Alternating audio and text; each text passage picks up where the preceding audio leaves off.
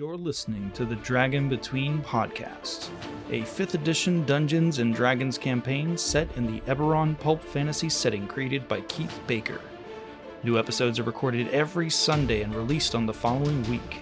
Don't forget to like, comment, and subscribe to the YouTube channel for clips and future episodes. Follow us on Facebook and Twitter for updates and news on the podcast. And now on with the show!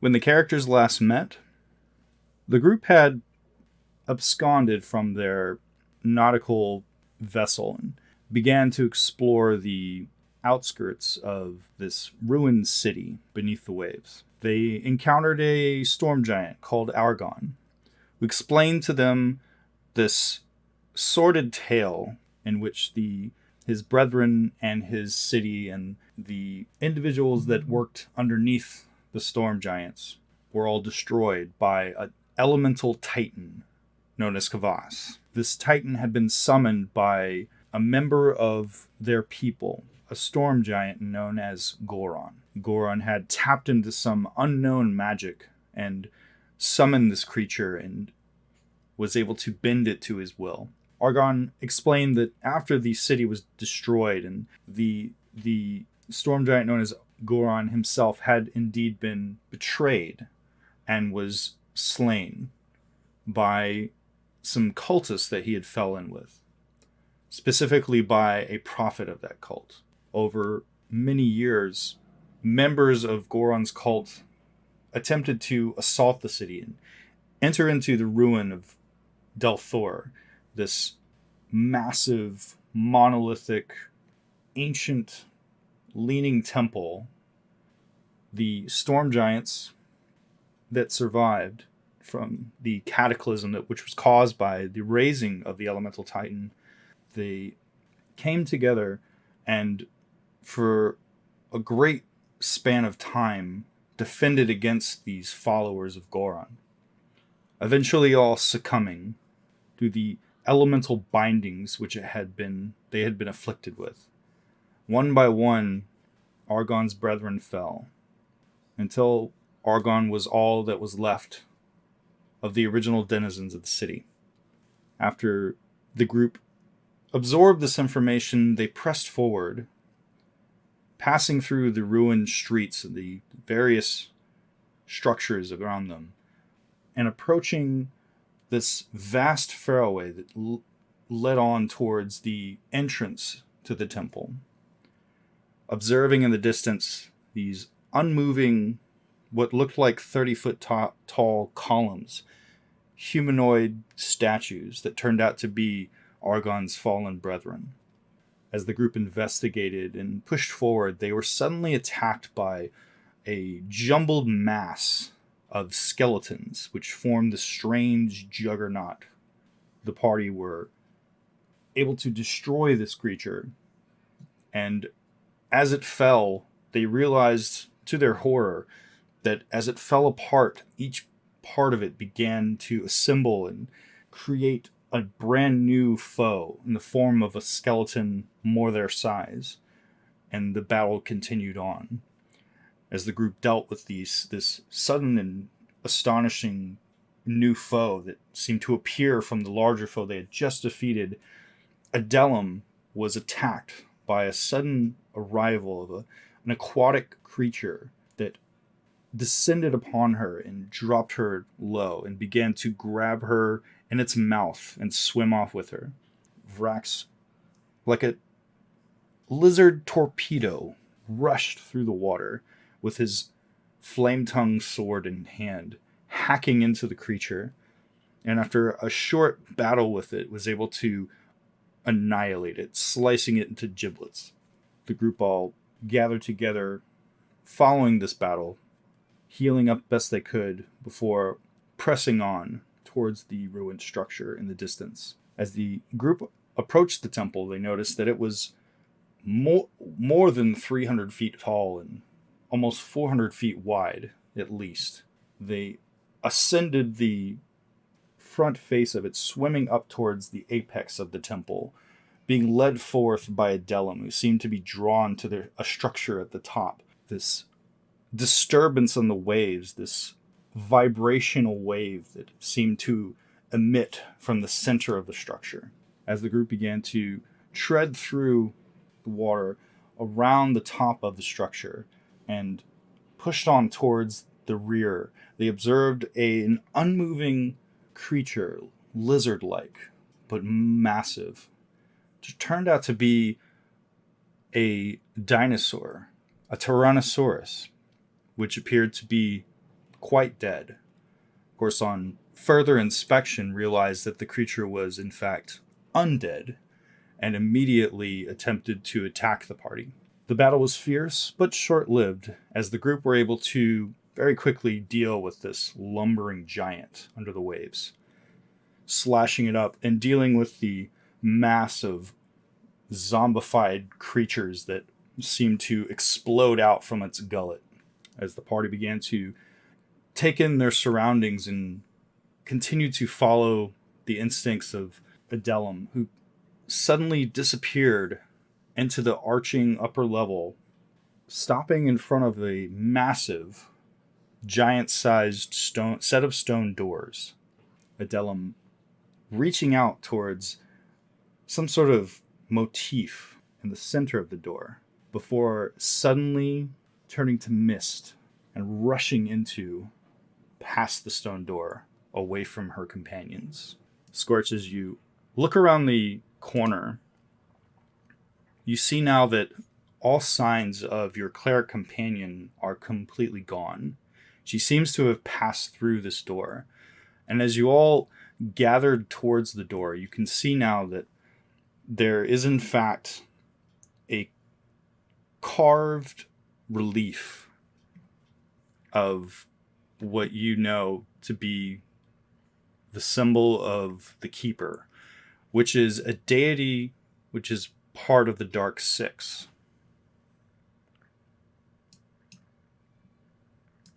Well, that's not good. Hold on. I activate my Flame Tongue Longsword and also touch the door. Okay.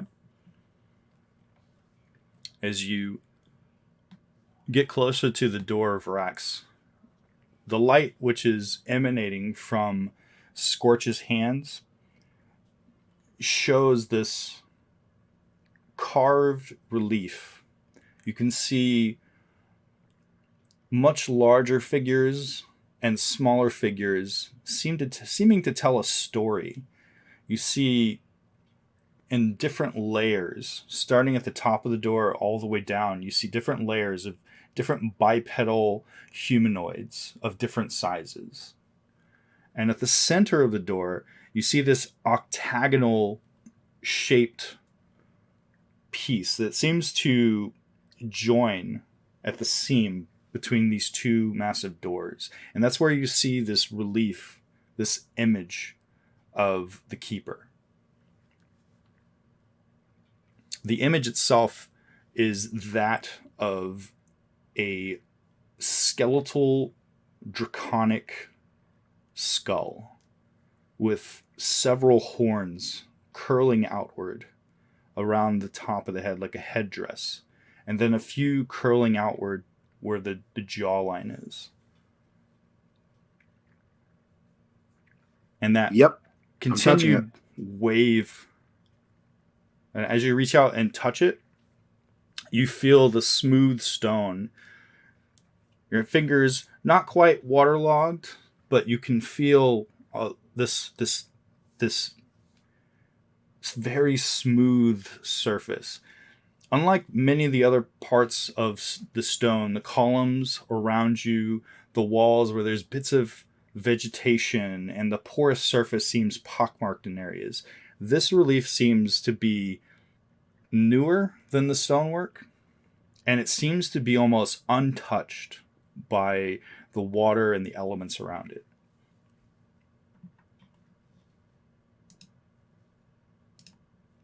And as you touch it with your hand, Vrax, you feel a vibration that seems to be emanating from the room within, the chamber within. You can all now hear that thrumming, that wave-like disturbance, which was coming out from the front of the temple, from that column. And as you're all just sort of taking in this door and taking in it, the door itself is very tall. The door is approximately 40 feet high. Yeah. And about 20 feet wide. Each section of the door, right and the left side, are both 10 feet wide. And let's see. I'm just going to make a little roll here.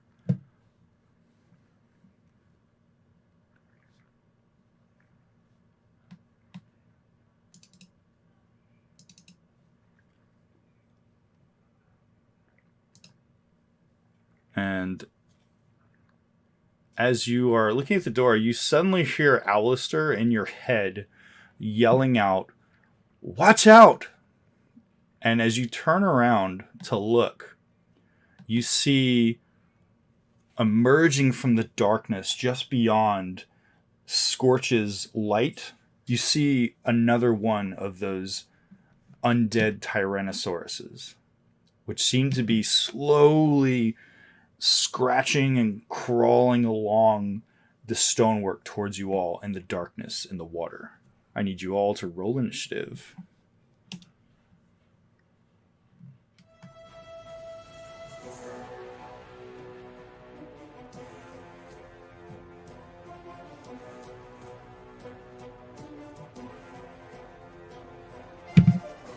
So, Scorch, it's your turn.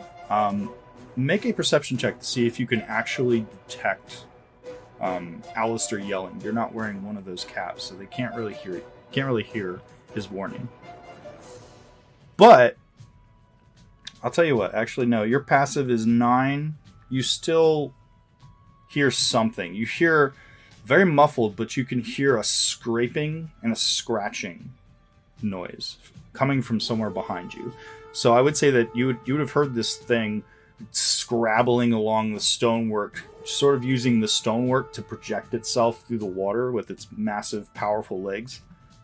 And as you turn around, you see this creature coming into view from you just see the teeth in its face as it emerges from the exterior of your light source. And I will share a map with you all. So you're saying I see this Tyrannosaurus zombie approaching me? That's correct. You see it scrabbling and trying to pull itself along the water.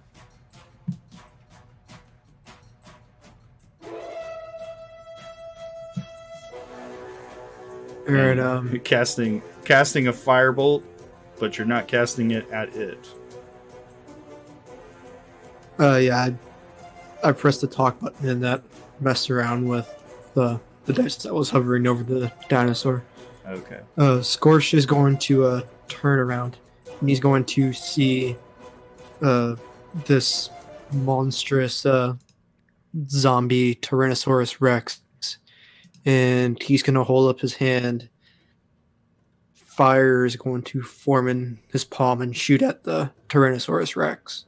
Okay. Do you want to use that roll that was on Alistair for the monster? Do you want me to re-roll? Let's see. I would say that you totally hit it. You can go ahead and roll your damage. All right. So 13 will hit.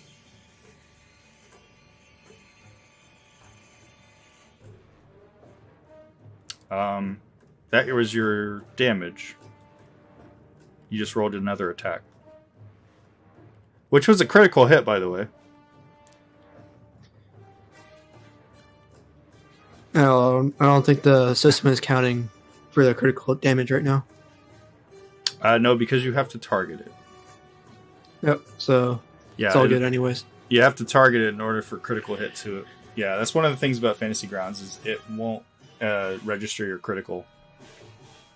Yeah, I clicked on the sword instead of the damage, so I had to No worries. fix it real quick. But yeah, I just burned my 2 natural 20s for this campaign. Oh, man. Well, we'll find out. Is that the end of your turn, Scorch? Would you like to move anywhere, go anywhere? Nope, that will be the end of my turn. Okay. Vrax, it is your turn. You just watched this sort of a bit more a pitiful firebolt which was launched from Scorch as he lobbed it towards this creature's face, and it sort of paffed off the side of its face, doing some damage but appearing to not really connect all that well. Jeremy, is it reading up as it's resisting? Because it doesn't look like from my end. It is. Okay. And I have turned off the dice to everyone else. So when you roll your attack, if you would please announce your hit, what you rolled. That way everybody knows what everyone is rolling. Trying to add a little bit more immersion, like you guys are actually physically around the table. Sometimes we forget to say what we've rolled. By the way, I just attacked, but it's not telling me whether I hit him or missed him. Exactly. I turned that off, so when you guys announce your attack, I'll let you know if you hit him or not. And you did hit him. Nice.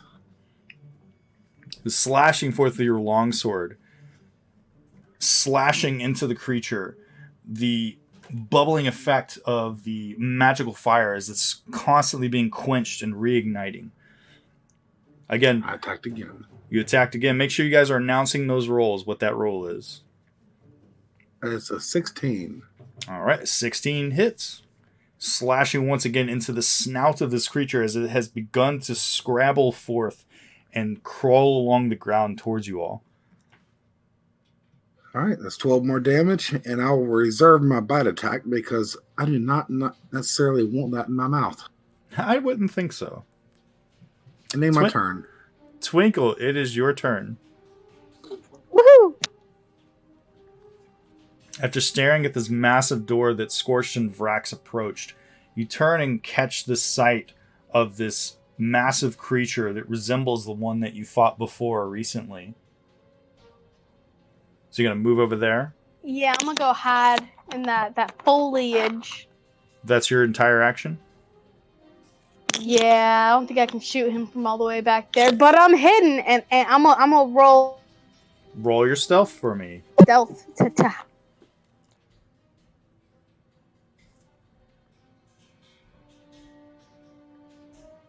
That's a natural one. That's a 9. That's a natural one. Well, she tripped and fell. Yeah? Just a little bit. Yes, you did. All right, on Alistair's turn, let's see what he's going to do. He's going to make a mushroom pop out of its nose. You never know, he might. Damage. Let's see. Alistair is going to cast... Oh gosh, I just realized he doesn't have any spell slots. Nope. Well then. He's going to cast Shillelagh as his bonus action. Or actually, I think he already had it cast, if I remember correctly. But we'll just say that he cast it again, because we'll say a minute has transpired since the last time he cast it. And then he will rush forth towards the creature, standing side by side with you, Vrax, and he's going to smack at the creature with his shillelagh.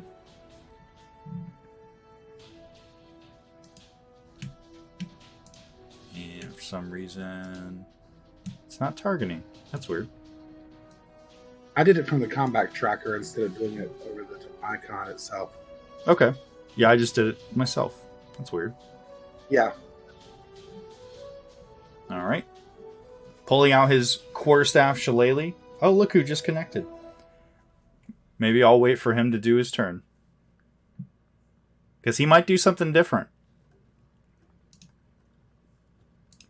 Nah, attack now. You roll better.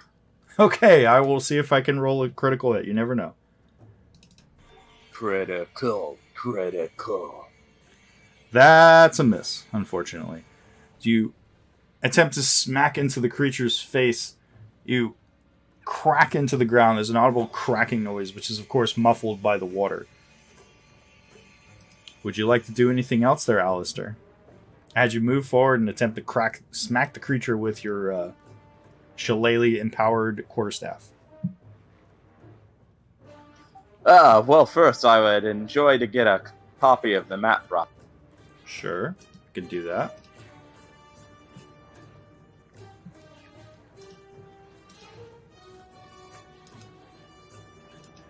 God, these player characters are so needy. Maps. Also, don't forget, if I've shared something with you before, you can go into the images and map folder and pull the map up that way as well. I would also recommend, if you're on big maps that you know are going to be on like continuously, you can drag and drop the map from the little dot in the upper left-hand corner down onto the bar on the bottom in Fantasy Grounds, and it'll save a copy of the map for you. What? I just didn't know if we're on the same map or not. I just got that. No worries.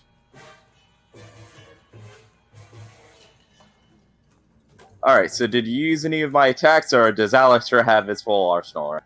I did one attack, so if you wanted to spend key points to use your other attacks, you can. If you have any key points left, that is. Well, if I attacked, then I have my bonus action to try to punch a dinosaur. And I'm going to try to punch. Try to punch the dinosaur. You never know. You might actually connect. That. I've also, I've let everyone else know, Alistair, that I have turned off the ability for everyone to see your rolls. So you'll need to announce your attack, whether or not you hit or not. That is a hit.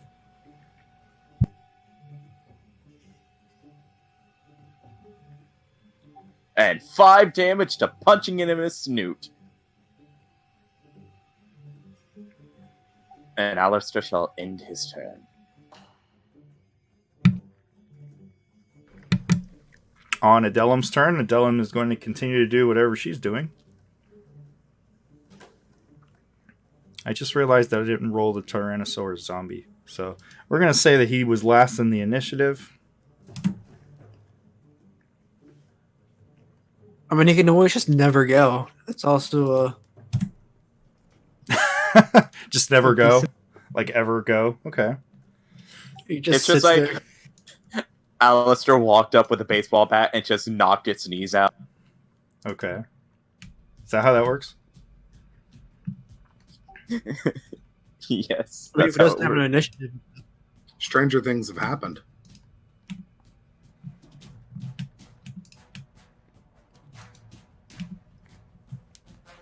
You know what? I'm just realizing something.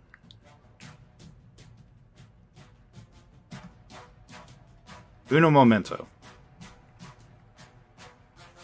I'm realizing that none of the icons that I have on the screen are actually you guys. That's why you guys haven't been able to target this thing.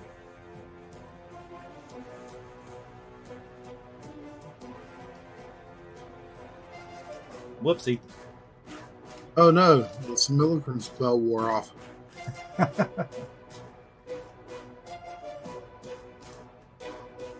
That's okay. It's easy enough to... Oh no! to fix. There's 2 of them! Oh wait, no. There's 1. Easy enough For to a moment, fix. there was 2 Raxes. Is that one of those things where like Dudes. where you're walking on the beach and you see 2 footprints and then only 1 set of footprints? Yes, exactly that. And then a tentacle T-Rex walks out from the ocean and looks.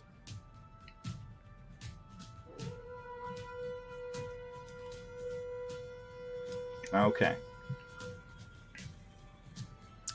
All right. Now we've got everything set up, ready to go. I can actually attack you. All right, so the giant Tyrannosaurus creature's jaws open up and it begins to bite at you, Virax. Or at least attempt to. And you just watch as these teeth open up and you can see down its gullet arms, tips of fingers reaching from within its throat. Something trying to crawl its way out of its mouth. And that first attack misses as the teeth clash together inches from you. And then it suddenly turns and attempts to smack you with its tail. You see this massive tail sort of whoosh through the water and bashes into your body. And you feel it. This is the first time you've felt this thing hit you, and it hurts. You get the wind knocked out of you, and you're pushed back a few inches as this thing whacks you with its tail, and it now begins to turn back towards you, staring in your direction with murder in its eyes. And Scorched, it is your turn. Scorch is going to head south behind the second pillar, and he is going to cast Firebolt one more. Okay.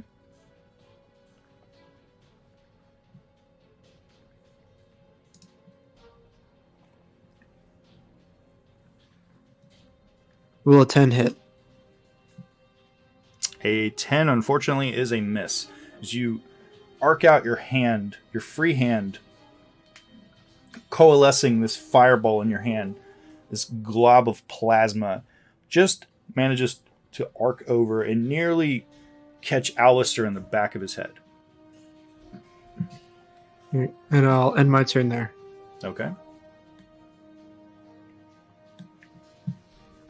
On the Tyrannosaurus zombie's turn, it is going to disgorge a zombie.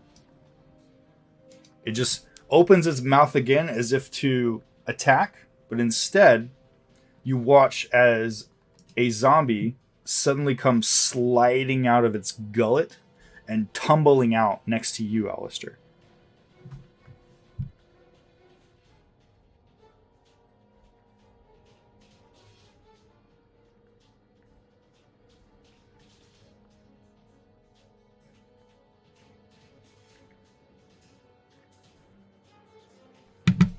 A zombie comes sliding out, and you can see it now as it tumbles down out of its mouth right next to you, Alistair. Ew. And it's currently scrabbling, attempting to right itself in the water, but sort of pathetically so. And Twinkle, it is your turn.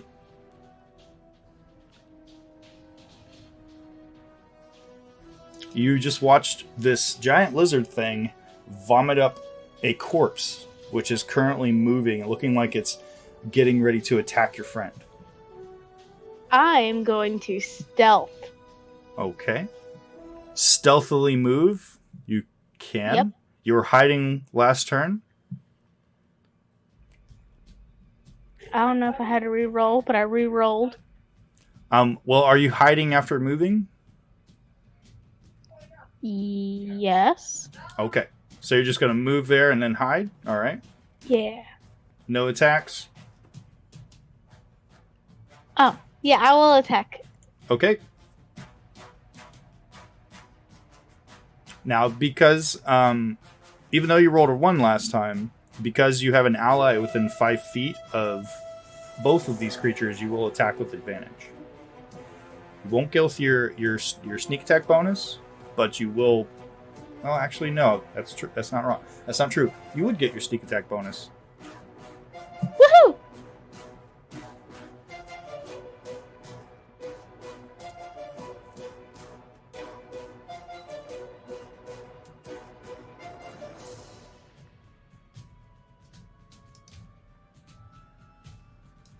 That's an 18. That is an 18, and that is a hit. You aim your water crossbow, and your bolt pierces the creature's skull and takes the zombie's head right off. And you watch as the skull and the bolt are lazily flipping end over end slowly in the water as the creature's body begins to fall backwards. Very dead.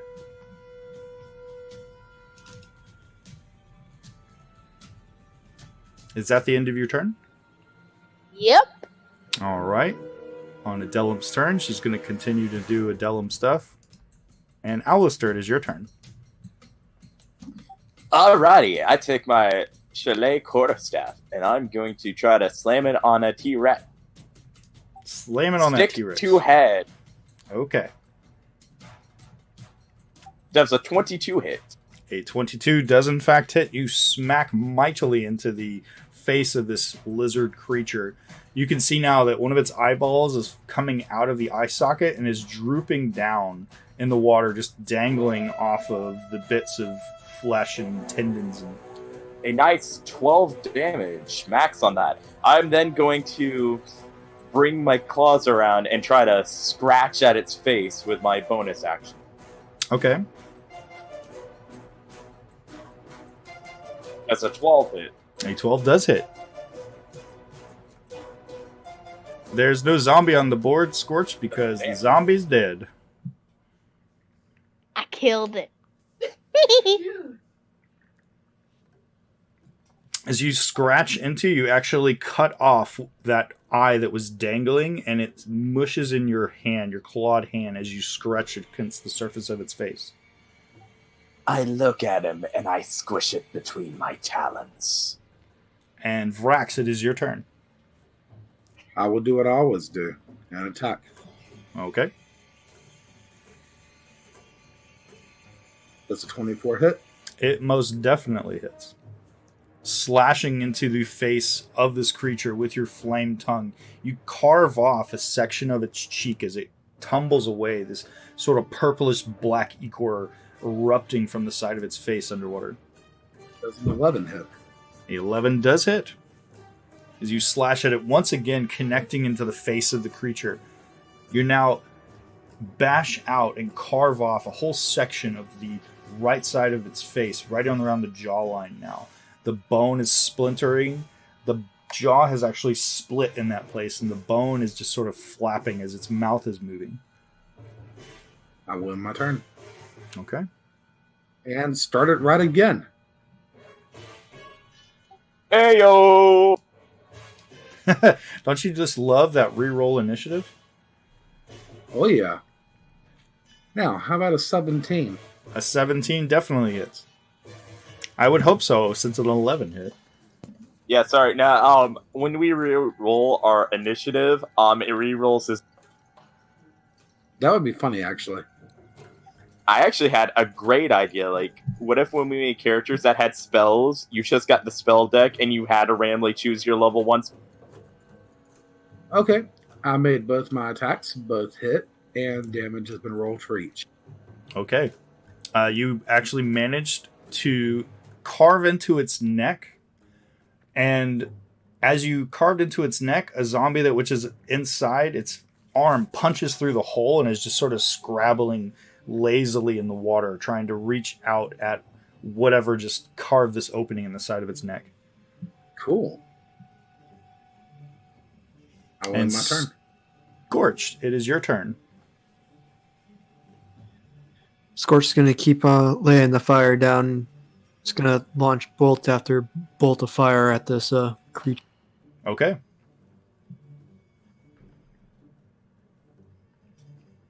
Once again, coalescing this plasma ball in your hand, Scorch, arcing out and lobbing it as if throwing a softball. This bit of... I hope a 26 hits. A 26 most definitely hits. This ball of plasma just sort of splashes into the front of its snout, and you can just see it momentarily buzzing and burning. And Alistair, you can now see that this creature's nose is completely burning away, exposing the white bone underneath. Aiming for the skull again. I just love beating gigantic dinosaurs with... Are you taking out some frustration on a fellow lizard person? Alistair's just pissed off at everything right now. He hasn't stopped being pissed off for a bit now. I hope a 25... Well, in that case... that is definitely a hit. You damage the creature. And I'm going to claw again. I'm a feisty white girl. You're a feisty white girl? And a 20, I believe, shall hit. A 20 most definitely hits. For another 7 damage. This thing is looking really hurt. You've managed to break off a chunk of bone where the exposed nose was, and several of teeth have flown out. And now this thing has turned its attention towards you, Alistair, as it suddenly, that mouth, which has been bashed and slashed, the side of its neck is carved open, this ichor dripping out and creating this black cloud around it, sort of not quite covering its features. It now lunges towards you and attempts to bite you. And it manages to hit you. Well, fuck. And Alistair takes this heavy hit and is now grappled and restrained in its mouth.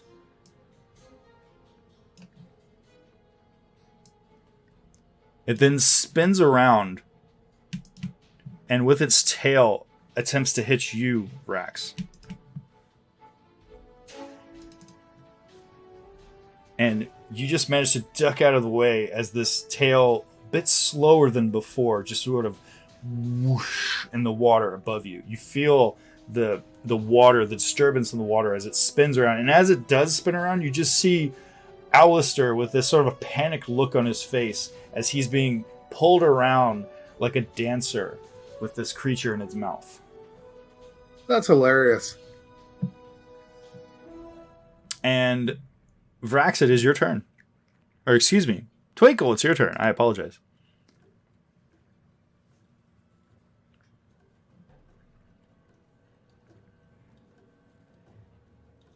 What would you like to do, Twinkle? Moving stealthily. Moving stealthily. You were hiding last turn. You rolled your stealth. You can attack if you like. Going to attack. Okay. Unless you'd rather go up to it and attack it with your stabby weapons instead of the crossbow. Does she still get advantage? She would get advantage on the attack because she has an ally within range, within 5 feet. And because she rolled so high on her stealth, she'll get her sneak attack damage.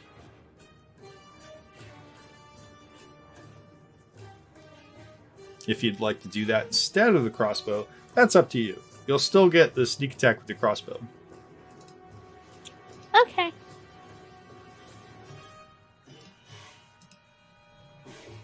Currently, one of your companions is hanging out of its mouth, if I haven't already mentioned that a few times. That is a 28. critical hit. As you aim your crossbow, you watch as the bolt How about goes a 50? through its nose, its snout, splintering bone, and ejects from the other eye socket, carrying the second eye, which was still intact, away with the bolt in the water, away from the creature.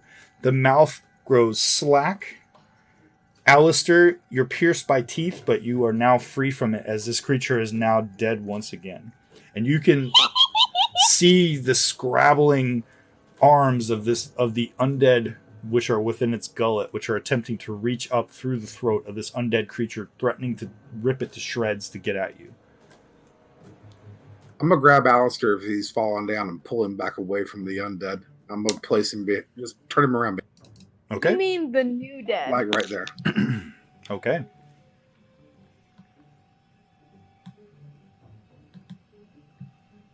Get your shit together, man. I don't think this is over. The creature's corpse is now being shredded. As you can just see, the zombies seem to be trapped by the form of this undead Tyrannosaurus, and they are pitifully trying to claw their way out of its body slowly, but they don't seem to be making much headway. You are no longer restrained. I will take those effects off of you, Alistair. Or grappled, for that matter. Are we out of combat for the moment as these things are clawing their way out? At the moment, there is no danger, imminent danger, other than that these things are sort of tearing and shredding the insides of this creature, gnashing and gnashing their teeth. You can see in the areas as you're looking through the very outskirts of the light source from Scorch's hand. You can see these undead elves which are attempting to pull themselves out of its corpse. And I would say if you take a couple of minutes, you can all effectively destroy them one by one. Yeah, I'm gonna give Alistair one of my javelins. I'm gonna grab a javelin, and we're just gonna walk around this thing and play pincushion for a little bit. Okay. What are the rest of you doing during this time? I'm going to go up to these giant double doors and see if I can open it. Okay.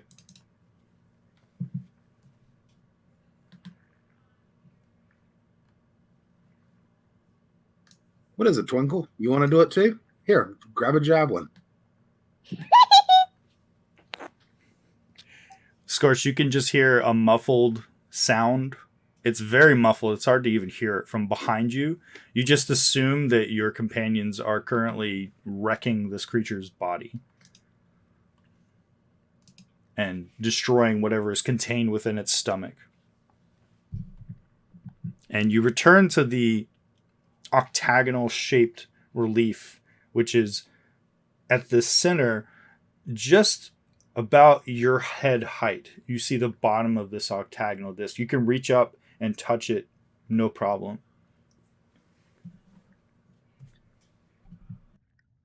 I can hold on to, or is there something that I can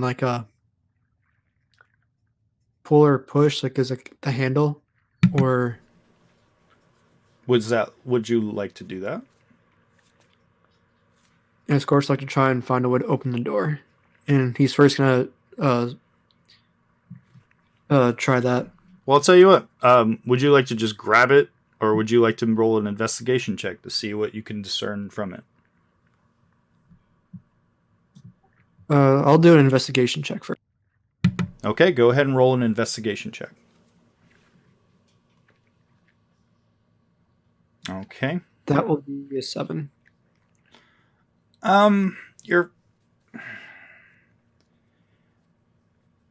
You're fairly certain that it's just looking at it, it looks pretty solid just from looking at it.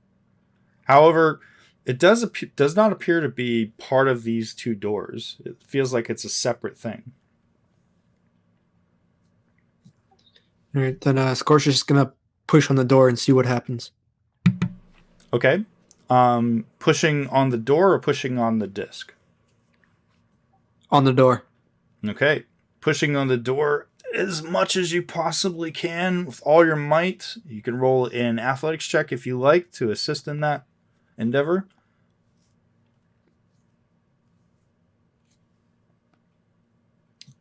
That'll be a 23. Unfortunately, it does not budge. Just pushing on these two doors. Damn. Well, then Scorched will just look at the door until everyone else is finished killing all the zombies inside that T-Rex. We're actually done. I'm currently wearing the skull of the T-Rex and chasing Twinkle in circles as she fights me off with the javelin. Scorch, as you turn around, you see that your companion has pulled the skull off, which is much larger than him, and he's attempting to festoon it on top of him as a helmet.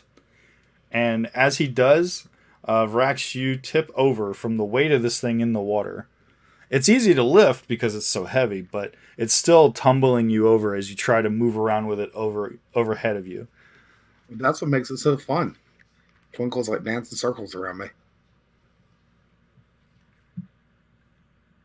So if he needs us, he should holler.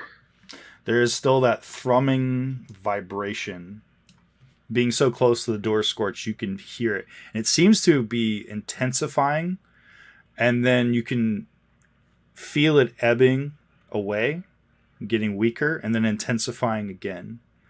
And you all feel that vibration, that steady goom goom, goom goom, like a heartbeat, which seems to vibrate out from the center of the apex of this temple, coming straight from this chamber beyond these two doors. And I should mention, Adelum still unaccounted for. Oh no. Okay, guys, let's go over there and see what Scorched is doing, because I forgot he can't talk to us now.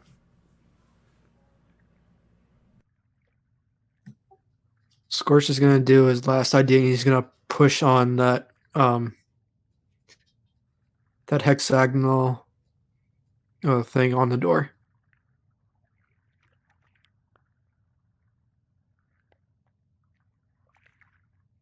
Okay, you reach up and push on the octagonal disc. Yes. All right, as you do, you feel some give to it. There is an audible clicking noise and a grinding noise as the disc now rotates around 180 degrees. The door splits and begins sliding open.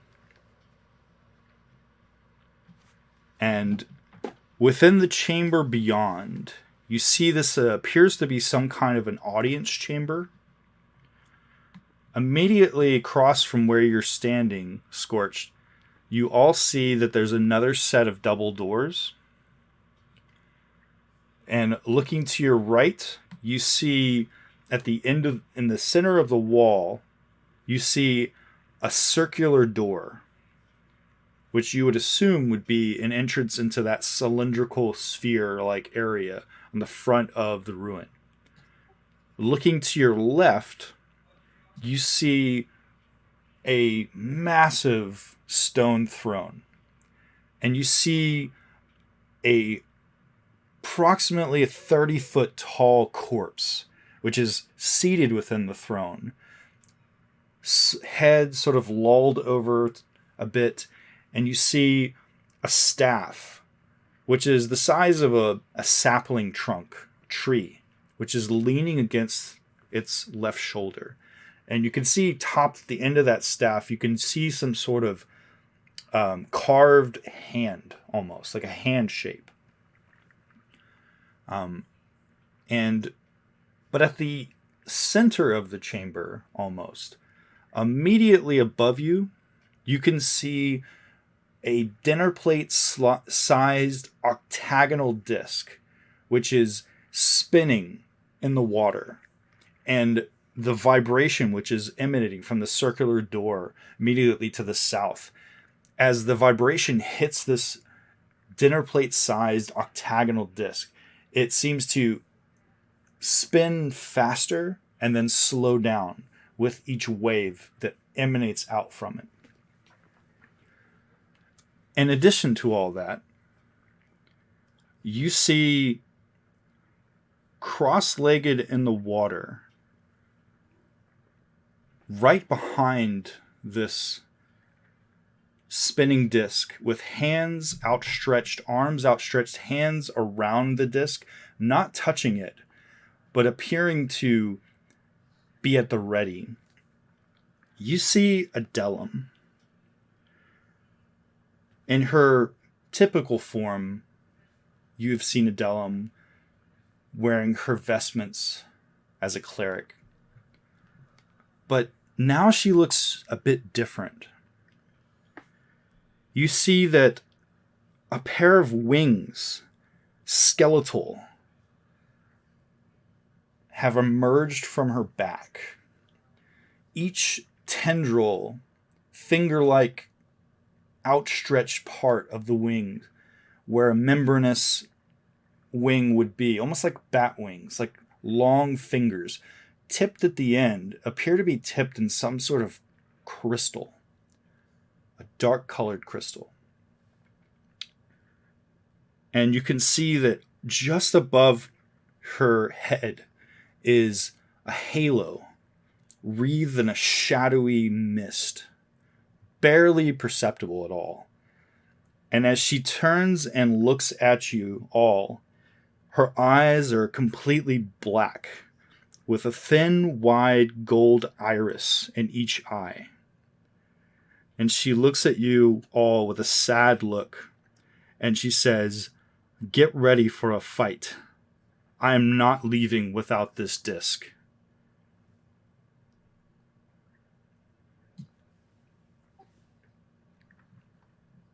Is that dinner plate really important to you? Well, I guess Scorch can't talk to Adelum. You can, unfortunately. And Can- besides that, Finger Scorch, can't. looking up, Scorch, you can now see that there are blue lights. It's like a purplish blue light, which seems to be at various intervals within this chamber. Looking up, you can see that the ceiling stretches up quite a bit.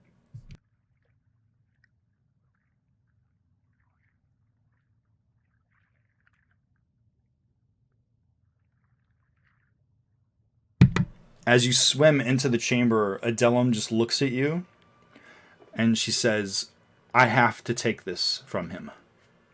And as she says that, she begins to turn around and look at this massive form, which is sprawled, head lolled to the side on the throne. Have to take And- what? I have to take the focusing disc. Why? I have to banish the Titan. Okay, go ahead and do it. And she says, With you at my side, this will not take long. And as she says that, she begins to reach her hands closer to the focusing disc. And as she begins to reach towards it, there is a shrieking noise as a spectral form arcs straight ahead, straight towards her. I need you all to roll initiative.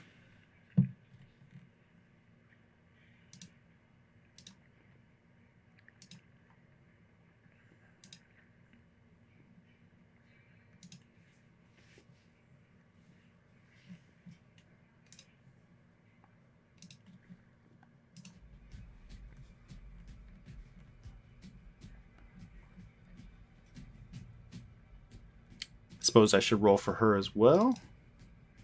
Hey, a 15, not bad.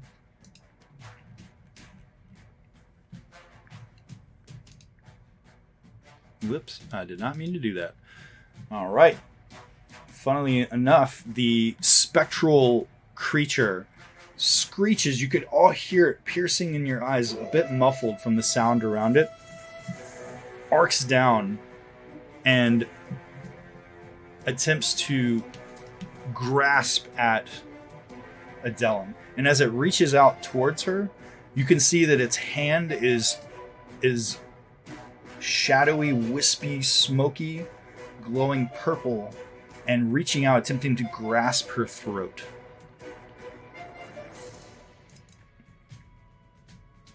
And just manages to grab her. You just hear her sizzling as it grasps forth under the water, gripping her throat. And as it does, there's a brief flash from the gold irises in her eyes, and her mouth sort of curls into a smile as it does.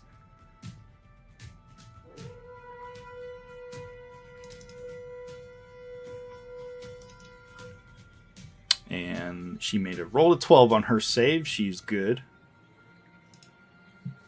In response to the creature doing that, she is going to cast... Let's see.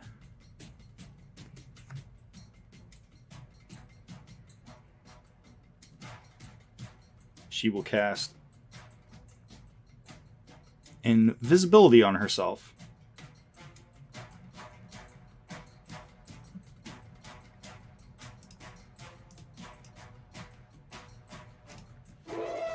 And she suddenly is gone from view.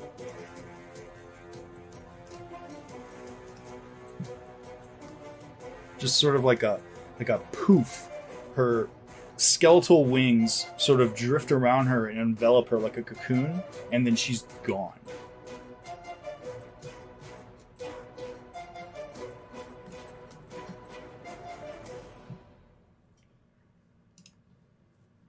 The other specters now sort of drift through the water. One drifts towards you. Its full movement. Looking like it's getting ready to attack you with some sort of spectral short sword that it pulls from its side. You can see, Scorch, as it gets closer to you, that it resembles that of a drow. It looks like a drow, but in like a wispy form. And it is your turn, Scorched. Scorch is going to reach his hand out to the specter, and his hand is going to erupt in a wave of shocks. And I'm going to cast a Shocking Grasp. Okay.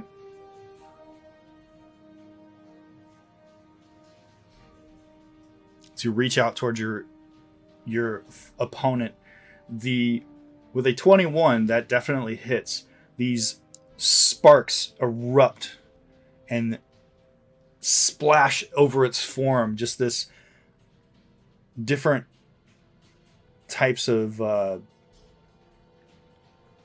cascading effect from your attack.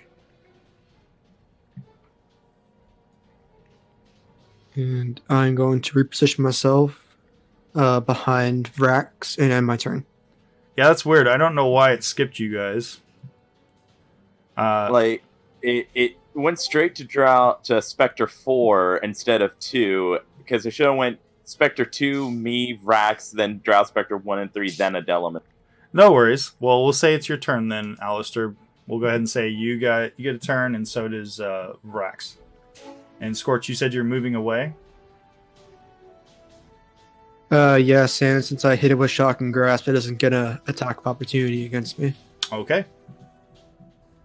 Alistair, it's your turn. You just watched this wispy, purplish form of this spectral creature that resembled an elven creature, which was attempting to attack Scorch, but he managed to fend it off with his Shocking Grasp attack.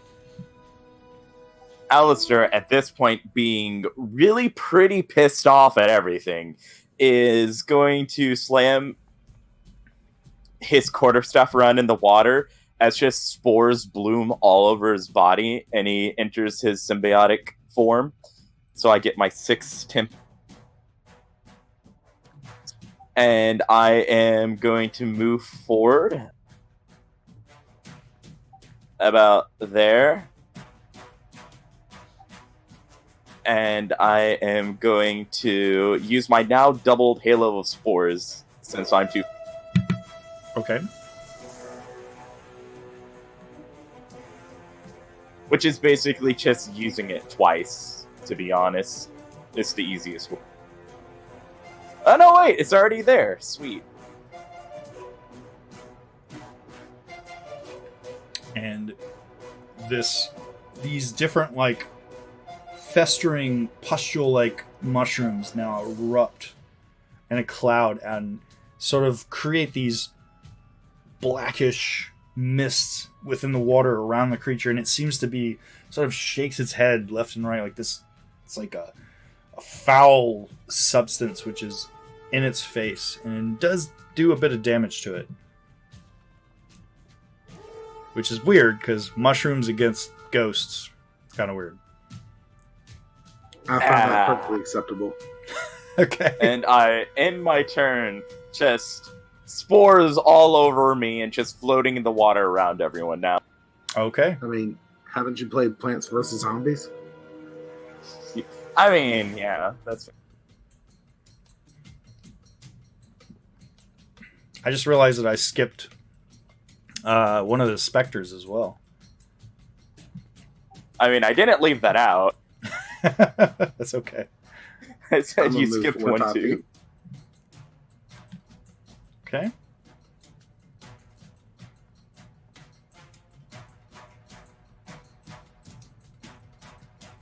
$21, does that hit? Is your sword still on fire? Yes, it is. Okay.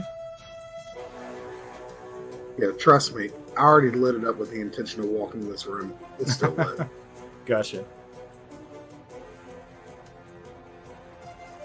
And it does hit, correct? It does hit. A 21 definitely hits it. And you watch as you slash through the creature. You hear this ethereal scream. Ah! I'll very quickly dash over to the next specter. I should mention that specter is currently 25 feet up in the air. I've only moved 5 feet. I can move over to. So you want to swim up towards it? Yes, I will. Okay. He's still closer than any other specter. Gotcha. That is most definitely a hit. That 25 hits as you slash into the creature. And just for shits and giggles, let's try to bite him. Okay. I want to see how this works. That was almost a 20. That actually hit. Surprisingly enough. I'm just realizing that I didn't put resistance to fire on these things. Well, it's too late for one of them. Okay. In my turn. This specter now, which was a bit higher up in the air,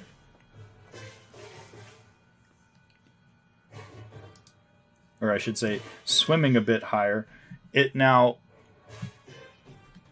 gets a little bit closer to the edge of the throne and pulls out what looks to be a hand crossbow made of mist and points it towards you, Scorched, which it will be rolling at disadvantage because it's really far away from you.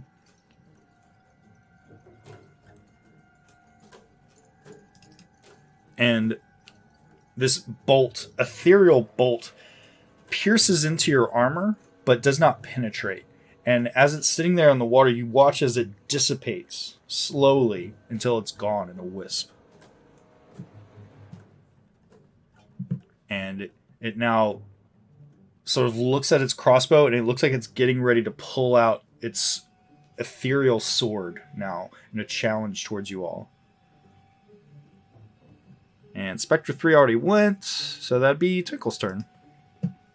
Twinkle, you're watching as your companions are now rushing forth into this chamber and attempting to attack these strange purple elf creatures. They look somewhat see-through, and they're attacking with hand crossbows and swords.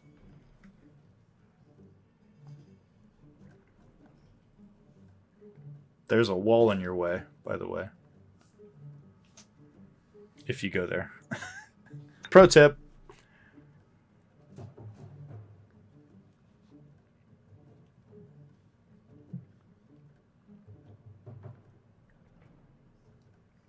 Hello, Twinkle, are you there?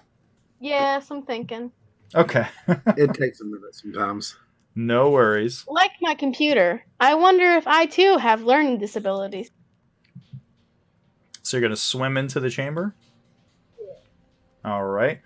You can see that there is you can see Vrax is swimming, hovering about 25 feet in the air next to one of these purpley specter-like drow.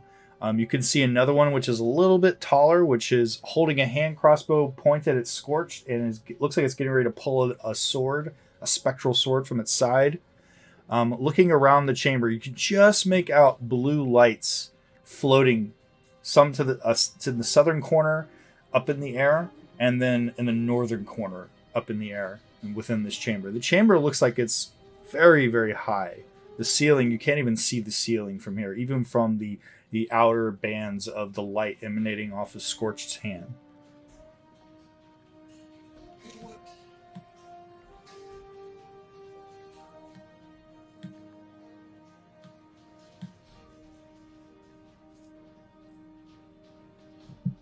Hit a spec.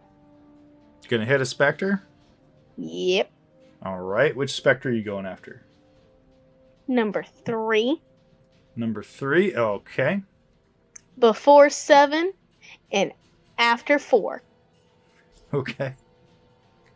She did proper math! Oh my gosh. She's learning. Run! End of the war. 17. That is most definitely a hit as your crossbow bolt flies through the water and slashes into the creature. You just watch Vrax, as this purple creature, which looking like it was getting ready to reach out with its open hand and grab you by the throat, it goes and screeches in your face. We'll turn and give Twinkle a thumbs up.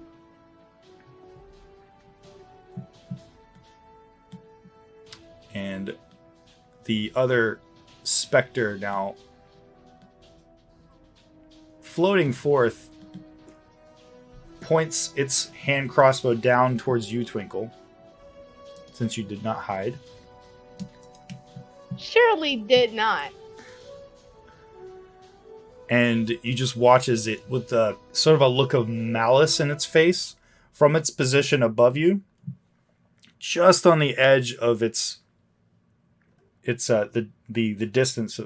It's approximately, well, I'll go ahead and say it's a disadvantage. I'd say it's about 35 feet above you.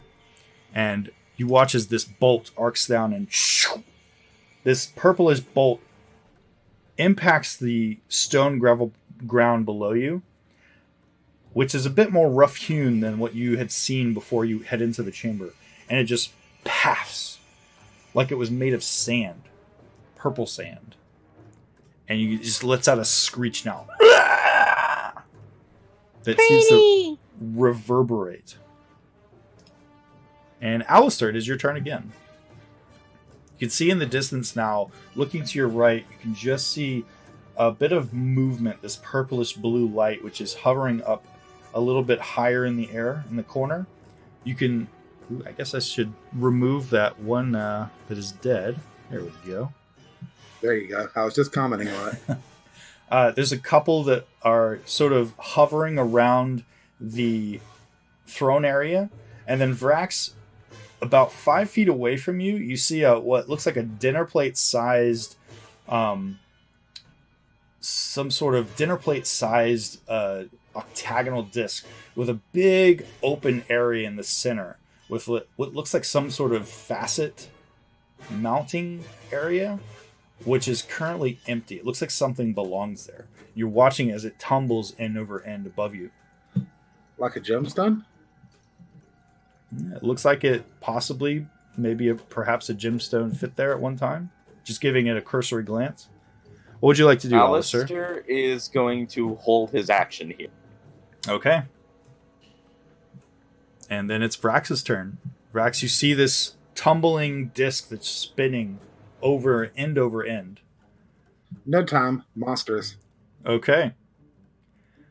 So this other specter, which is a little bit higher, you're approximately like 25 feet up right now from where you are. You can get to it and swim a little bit higher. It's about 10 feet higher than that, so it's about 35 feet up in the air. Okay. Or swimming, sort of hovering there above the throne, that corner of the throne.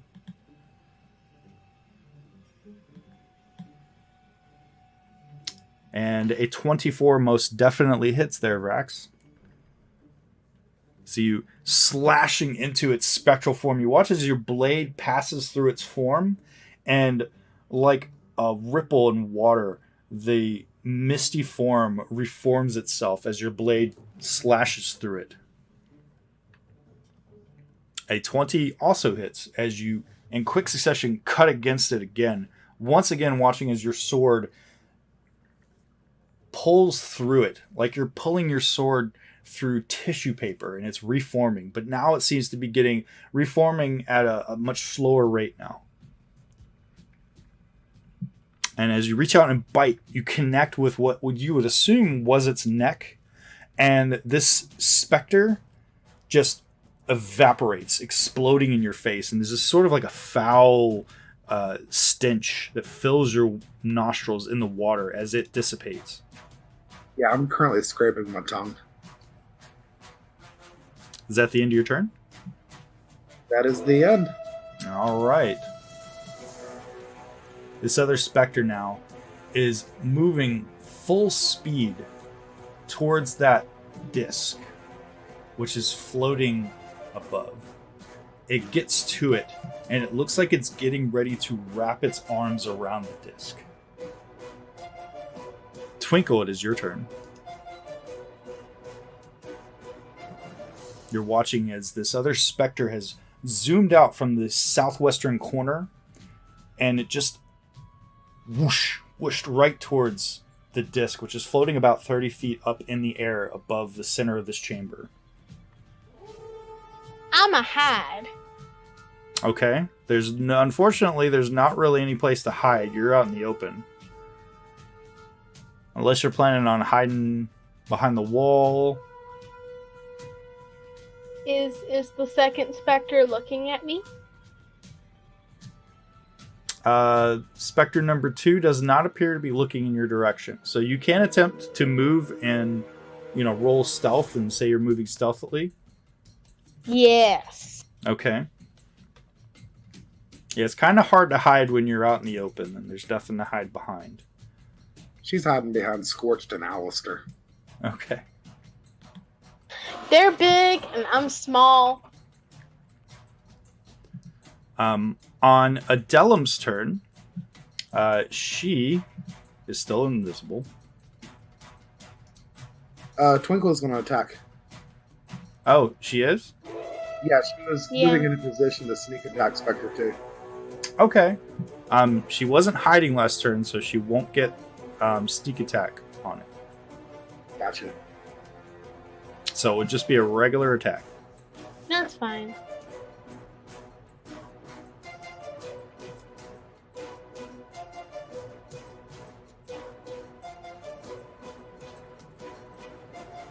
Okay. That 23 is definitely a hit. As you aim your crossbow at the creature, you watch as the bolt passes through it, taking a large section, a chunk of the back of what you assume was its head, and then it reforms almost instantly.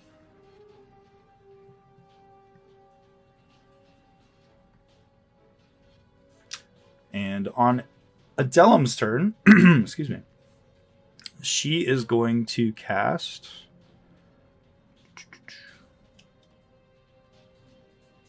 Magic Missile.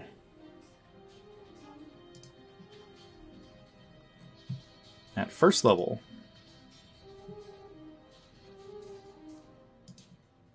At Vrax. No, I'm kidding.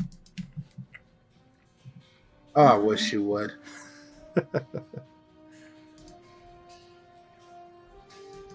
So these beams of light just passing through its body as places are now evaporating, reforming, and then once again, in quick succession, these beams just sort of blast out. And I believe that reveals her, if I'm not mistaken. If not, then I'm making the exact same class as her next time. I should reveal her. Yeah, it reveals her, unfortunately. When it says when she casts a spell. And she's currently floating about 10 feet above the floor, a little further away from you, Vrax. As you watch, you turn and look to your left, you can see now her form as the wings are still there, the shadowy halo is still there, her gold-rimmed irises are still gleaming in the water. And but still no scales. Still no scales. The Drow Spectre now holds out. Yeah, you know what? I was going to move him there. I decided I'm not going to. Holds out his crossbow yet again, aiming at Scorch. Oh no, I'm sorry. He was aimed at Twinkle before. Now he's aiming at Scorch. And there's the audible twanging noise as the hand crossbow goes off. The bolt flies wide, just passing by your shoulder, Scorch, and then evaporating in the water. And it is your turn. The creature is hovering just above the right side of the throne, above this dais. It's about 35 feet up. All right. Well, seeing that Spectre 2 is going for that spinning disc, and he's not exactly sure what it does, but he doesn't want the Spectre to have it, he's going to throw his trident at the dinner plate and see what that does. Oh, okay. Just make an attack roll with your trident. Nice. Okay. You most That'll be definitely a 15. You most definitely hit. And when that happens, the trident explodes. And there is Well, a audible booming noise as this wave of energy expands out from the disc, forcing out and creating a pocket of air within this chamber. The door immediately behind Alistair and Twinkle slams closed as the water forced out from areas you're not sure where. And it creates this pocket of air. The disc immediately stops spinning. The trident has shattered, Scorch. You watch all the pieces flying out. And you watch, as you turn and look, you see Vrax and Adelum tumbling towards the ground. Vrax, I need you to make a dexterity save. I'll make one for Adelum. Ooh, I Oops. get an advantage on those.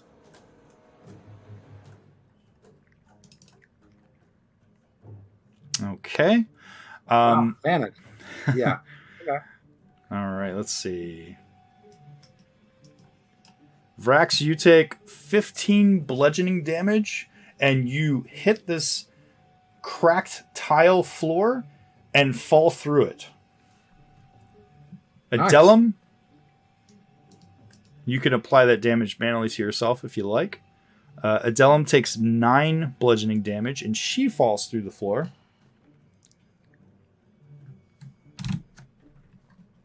And I will share a map with you. Is as you hit the floor, there's about approximately 5 feet of air, and then you are suddenly sploosh, fall in water, and start to sink a bit. It me? Yes, you, and as you turn and look in the darkness, you can see Adelum has fallen as well. Okay. But hey, I'm in water, right? You are in water. I can just swim back up and climb back up there. You can certainly try.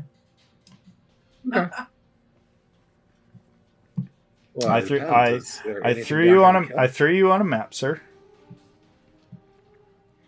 Ooh, the pit. I don't know. It's kind of cozy down here. Maybe I'll just stay here. Okay. Forever. As you turn and look, you can see Adelum is bobbing in the water like a bobbing apple.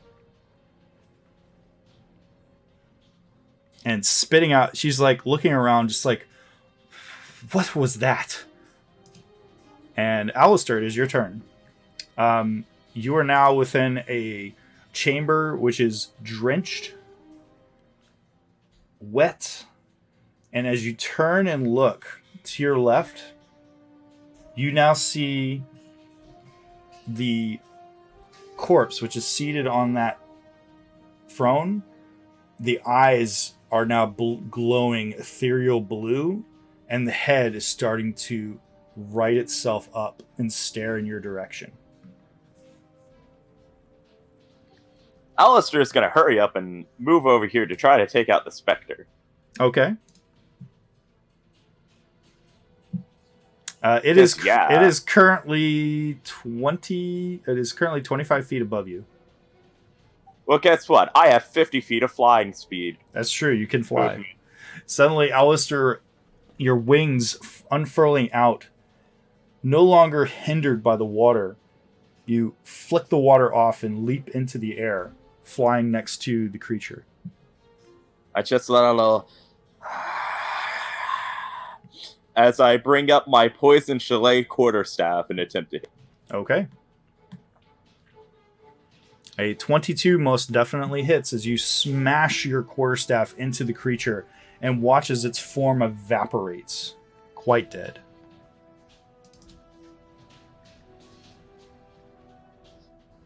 I then look over to see where the others fell.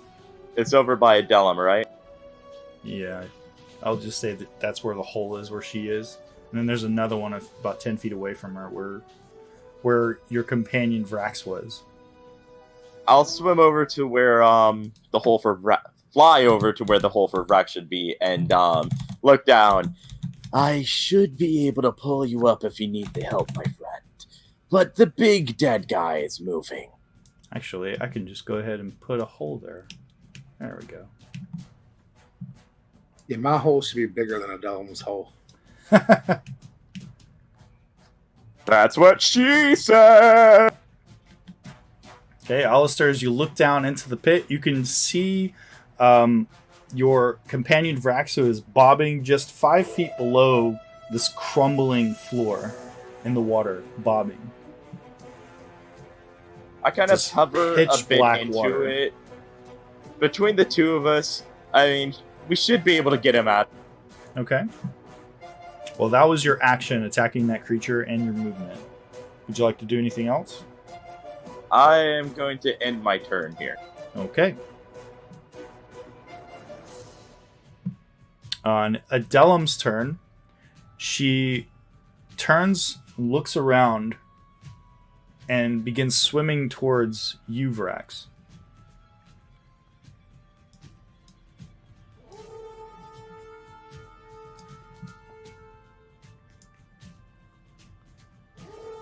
And treading water next to you, she says, "Are you all right?" Of course I am. I have skills. And she says, "We must leave this place at once." Leave My- what? You mean This- the big hole we're in, or the whole place? This pit we're in. And she says, I can feel it. Something below us. And as she looks down, you can just make out with your dark vision. You have dark vision, don't you, Rax? No, I don't. Oh, you don't? Well, in that case, you No. don't see anything. You mean there's something down there? I can feel it.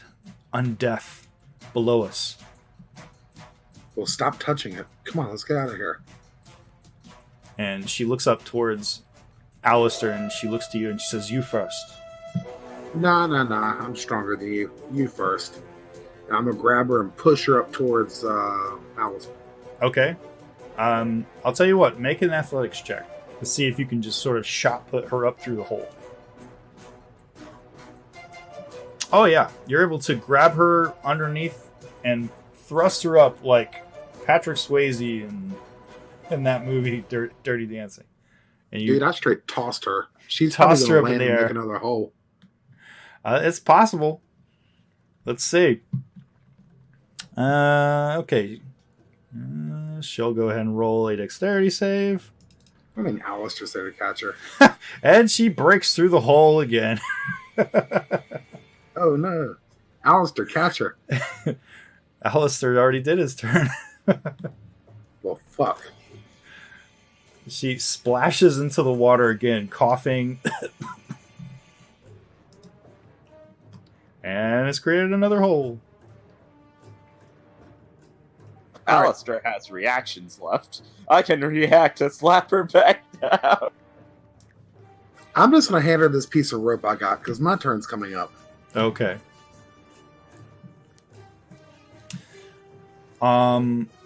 Before that happens, though, Vrax, there is a echoing sound behind you within the chamber now, and the sole remaining Drow specter now turns towards the 30-foot tall corpse seated in the throne, and the corpse reaches its left hand slowly, its long fingers curling around the staff. As it holds the staff out, it now rights itself in the chair, and you just hear this sort of a breathy, deep, guttural voice say, "It has been so long since I had a challenge." And on Goron's turn, he is going to reach out. Let's see.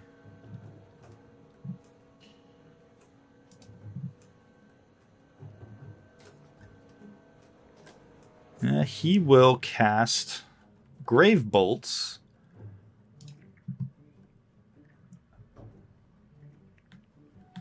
at you, Scorched.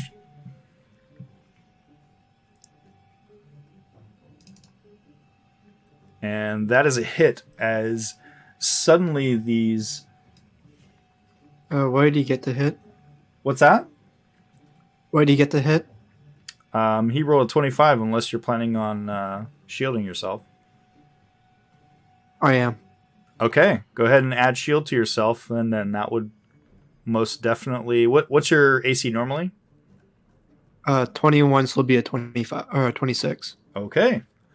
So these shadowy bolts now blast forth and attempt to splash into you. And as they do, you reach up just in time and create this energy field, which sort of splashes, and you can feel the force of this attack. Whatever it is, it seemed to push you back, even with your shield up. Whatever it was a powerful attack. And he now looks at you and sort of, tricky. And Vrax, it is your turn. You're in the water. You just heard the sound of like this energy blast that seemed to echo throughout the chamber above you. We are missing a damn good fight at Delum. Hold on. Take this rope. I'm going to hand a piece of the rope to Delum. I'm going to tie the other half around my waist. Okay. And then I am going to straight swim down and back up and hop out of this motherfucker like a Nile crocodile. What do you want me to roll? Make an athletics check. Okay. I would say that you're able to pull yourself up out of the water and grasp the edge of the crumbling platform. Adelum, you said you were tying her to a rope around your waist? Yeah, it's a 50-foot rope, so she's not pulling me back down yet. I'm going to wait till I get up there and then tug her up. Okay. You're now hanging off the edge of this thing. You're able to, with your considerable strength, pull yourself up next to your friend. You're now holding the rope behind you, cinched around your waist. You can see that where the rope is rubbing against the cracked flooring, it seems to be cracking even more and crumbling just a small bit. You can see below you Adelum looking up at you and then looking around in her surroundings around her. Do I have enough action left to pull her up? Unfortunately, no. That would take your full action to pull her up. Okay. I will end my turn then. Okay. Twinkle, it is your turn. You just watched a corpse reach out with its hand and fire black bolts towards Scorched.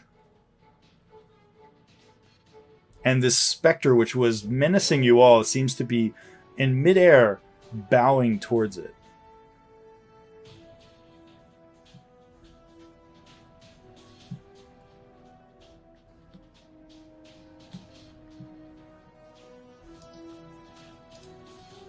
We're just checking to see what weapons she has because the water crossbow doesn't work anymore outside of the water. Correct. Well, it essentially works like a regular crossbow. Oh, it works like a regular crossbow? Yep. It just, okay. Ranged weapons like bolt, bows and other things aren't very effective underwater. So this would essentially work just like a regular crossbow. Okay.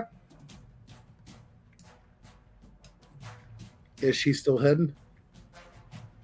I would say she has nowhere to hide, unfortunately. She was moving stealthily, but there's nothing around her to hide her, unfortunately. She is dripping wet. She's been so used to being underwater. This chamber is not lit, I should mention, except for Scorch's light emitting from his hand. Okay. I'm Hey, gonna we shoot can the communicate specter. with Scorch now. Yes, the air bubble evaporated once this pocket of air was created within the chamber.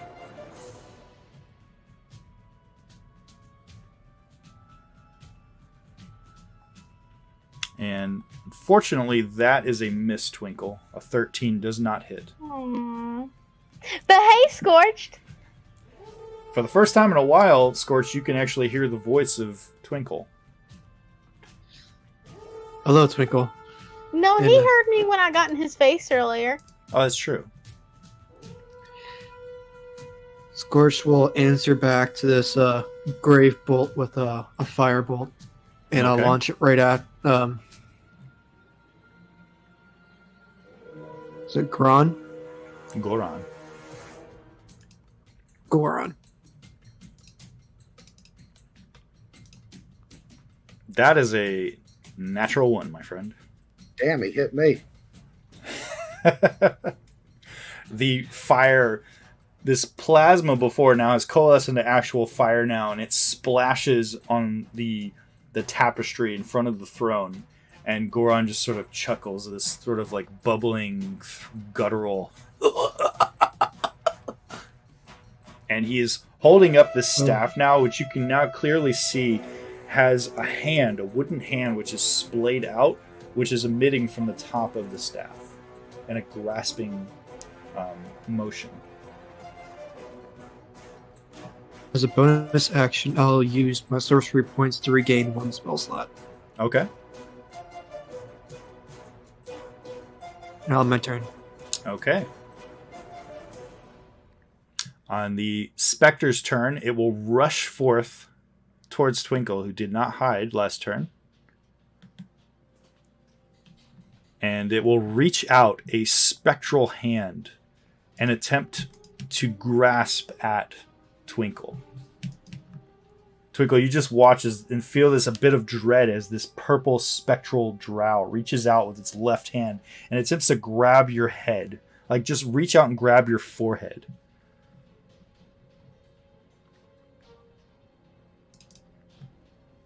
And unfortunately, it hits. And it hits hard. As Twinkle... No! Twinkle, you feel this sizzling feeling as the hand touches your skin. Your skin feels like it's on fire. And this is searing pain. And your maximum hit points are permanent, well, at least as far as you know, are reduced by 9. I will notate that on your sheet.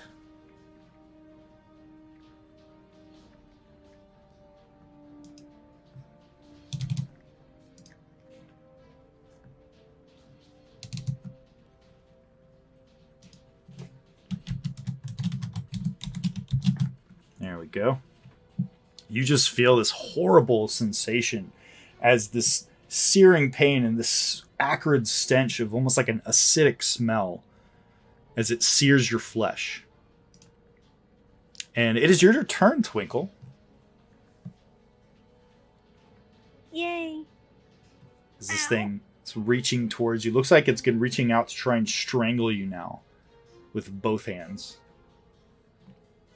I'm gonna stab it. Okay.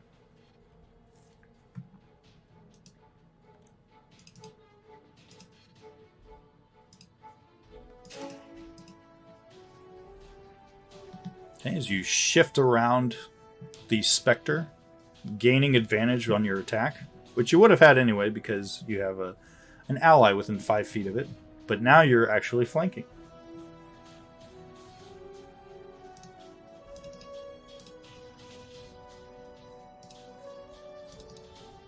And that 20 is most definitely a hit. Yeah!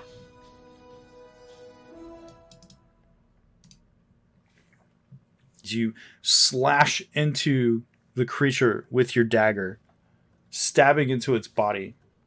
And sort of... And Alistair, it is your turn. You just watched this corpse, as you turn and look towards it, fire a bolt at your friend Scorched. It looks like it's getting ready to ready another attack. Question. I was just checking through monsters I could transfer to wild shape. Blink Dog is an actual one. Well, keep in mind, a blink dog is not a beast. Ah, that's fair. I am going to...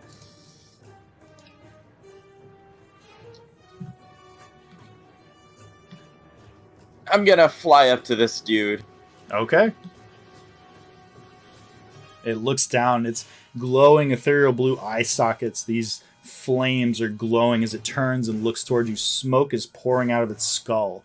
And its sort of rictus grin, this skull-like face staring down at you, constantly grinning.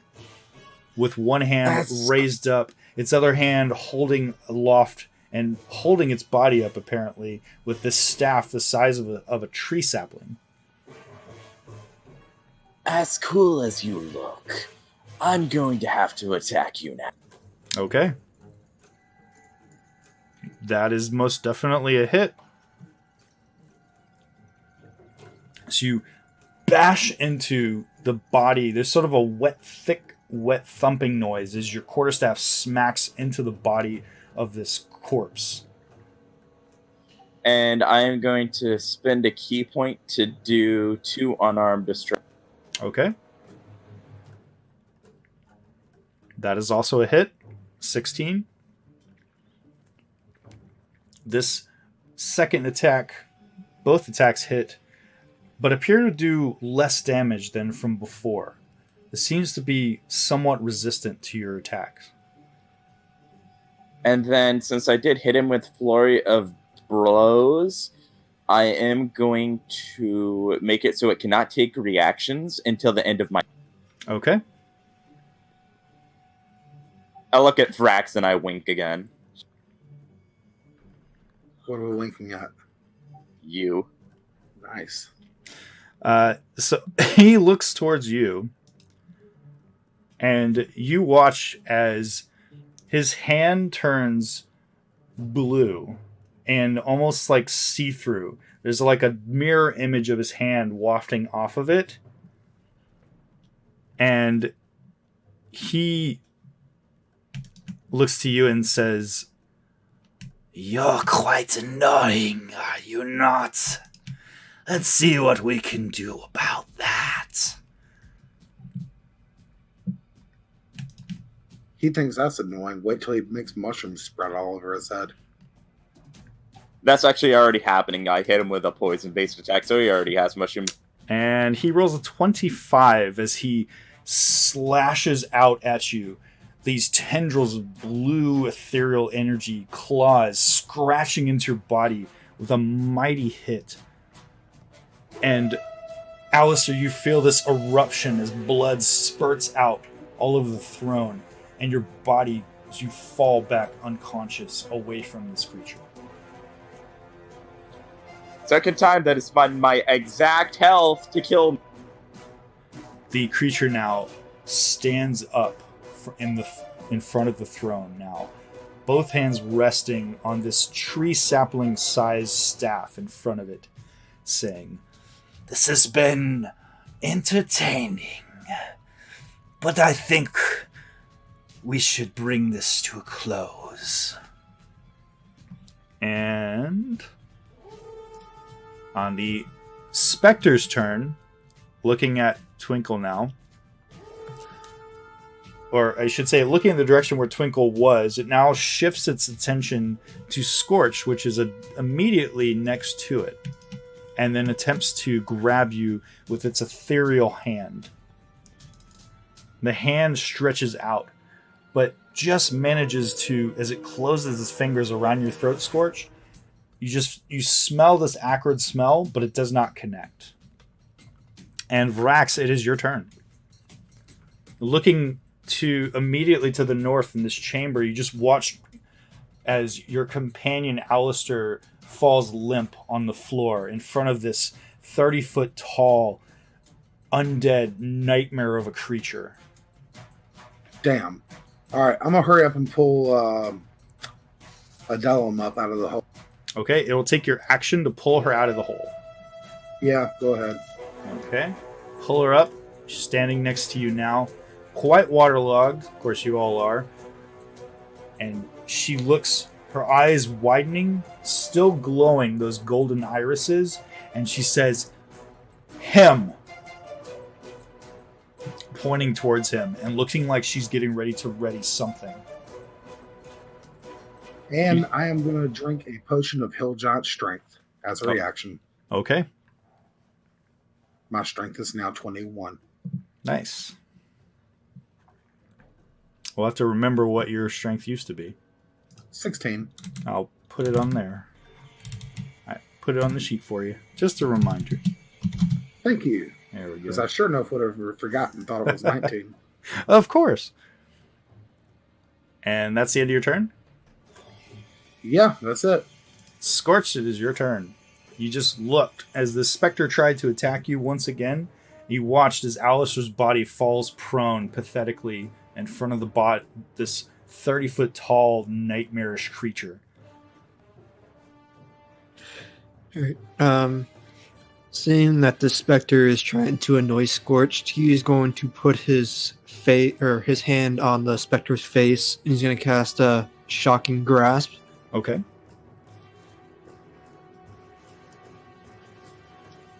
That is most definitely a hit. It's the lightning coalesces in your hands off of the fingertips and blast into its body. You can see that it appears to resist it somewhat. And Scorched is going to move 20 feet in that direction on his turn. Gotcha. And you won't take an opportunity attack because you hit.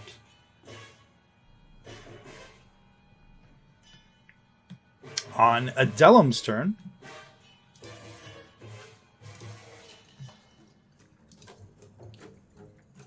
Let's see. I connect to the game. She connects to the game. Oh my gosh. It's loading. It's loading. Okay, well, I'll give you a breakdown of what's going on. So it's it's your turn. Alistair has just been knocked unconscious in front of this 30-foot tall undead behemoth creature. Varax is immediately to your left. You're staring to the north at this creature who is standing in front of its throne right now. Twinkle is off dealing with a specter over somewhere in the other far western wall. Scorch is somewhere behind you. How do I open my character? Oh, I apologize. Let me go ahead. Let's see. I need to free that character up for you, which I will do now. There we go. You should be able to own it now. Yes. There you go. I don't see a map, but I'm going to look at my abilities. Am I still in that pit? You are no longer in the pit. You are standing on the edge of the pit. This crumbling floor section was cracked open by you and Vrax bashing into it. Okay. I can share a map with you too if you like. Please. There you go.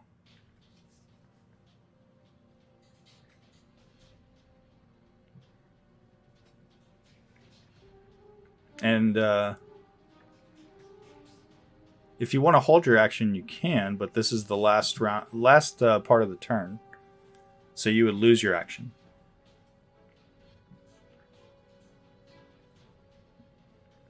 I am going to...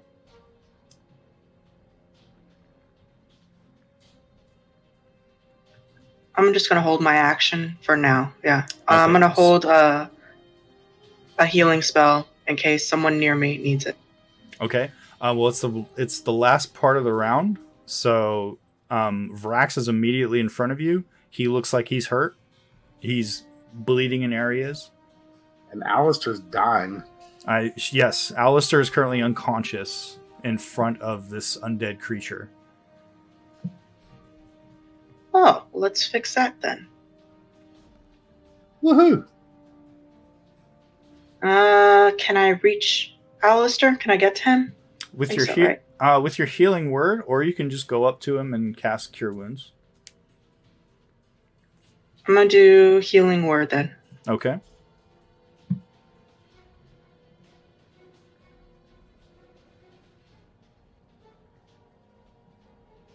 And that was on Vrax. You healed Vrax. Uh-oh. So we'll take that 7. We'll put it on Alistair. And Alistair, you are currently no longer unconscious. Your eyes snap. You snap wide awake.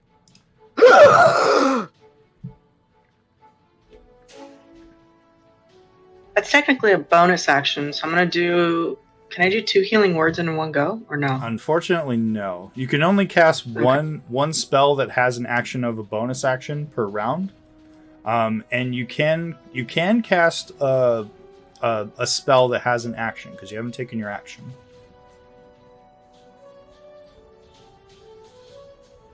We'll do. Now we'll end it there for now. Okay. And Alistair, surprisingly, it is your turn. You are prone on your back, looking up at this undead creature, which has both hands curled around this tree sapling-sized staff, is staring down at you.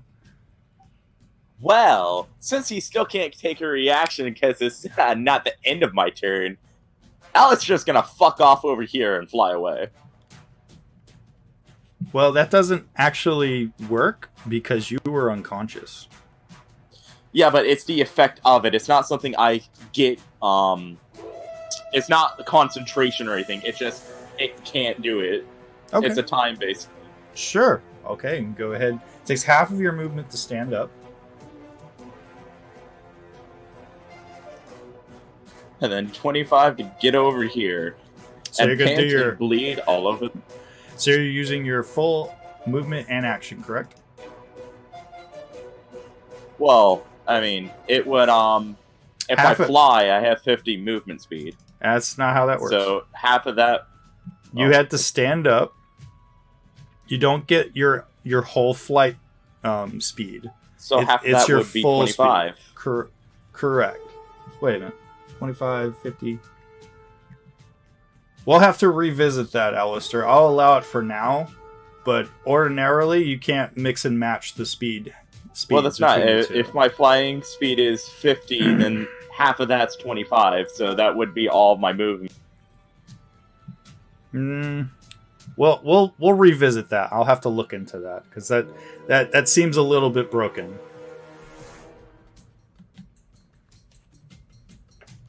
All right, that's the end of your turn. Twinkle, it's your turn. I'ma stab the specter thingy. Okay.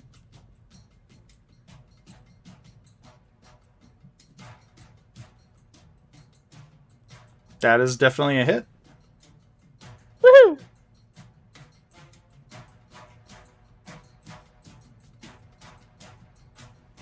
And once again, stabbing into the creature. You can see that it's taking a bit more time for it to form back together. Let's see.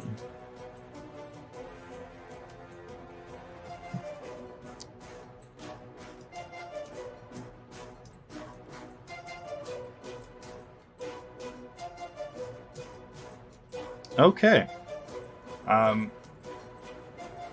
The creature, Goran, now points towards you, Vrax, and I need you to make a wisdom saving throw.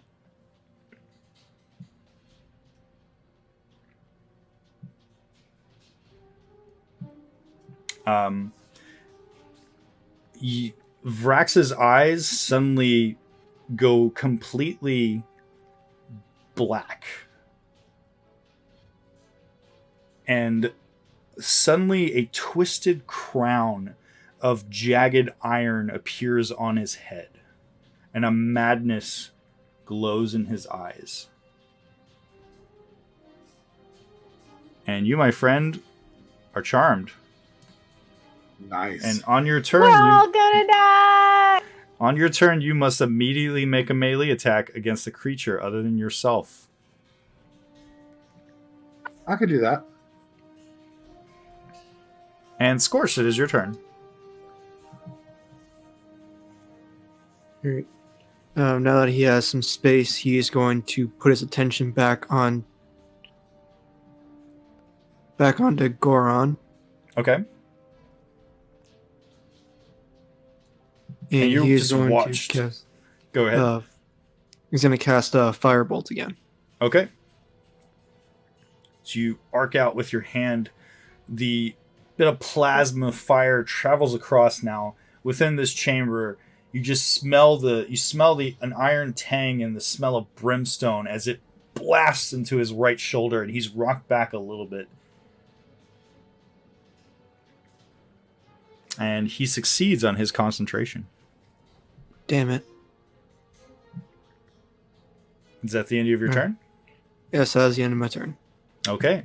The Drow Spectre, saying that Scorched has moved away, turns around towards Twinkle. Twinkle, you didn't hide last turn, did you? There's nowhere to hide. That's true. I'm so sorry. And attempts to stab you with its spectral short sword, and just manages to stick into your midsection through your armor. And you take 8 piercing damage as it stabs you with this cold blade. Ah! And Vrax, it is your turn. On the end of the round, you'll be able to save out of this. Am I taking my full attack, or am I just required to attack? You are required to make a melee attack against a creature other than yourself. But not all of my attacks, just a attack, correct? In this is only on a creature that's within a reach of you. Okay.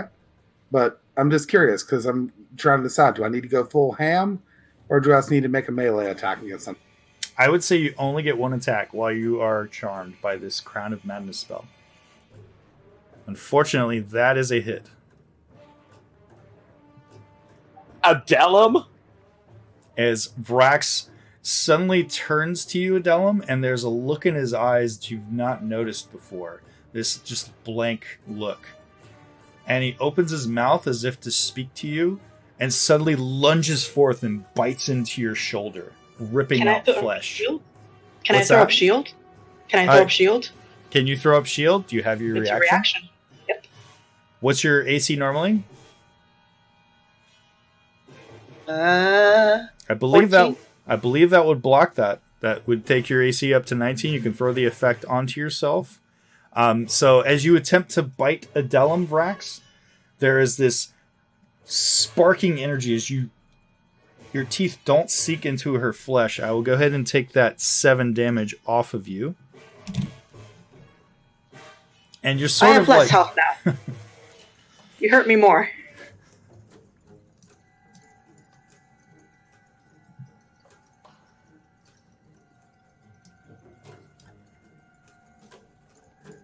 Okay.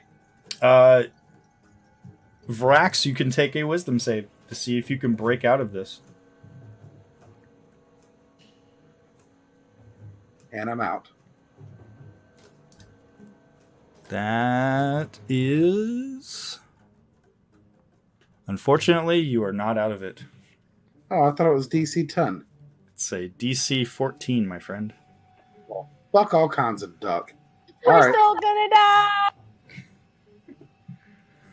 I should mention that during this time, Goran is gesturing towards Vrax.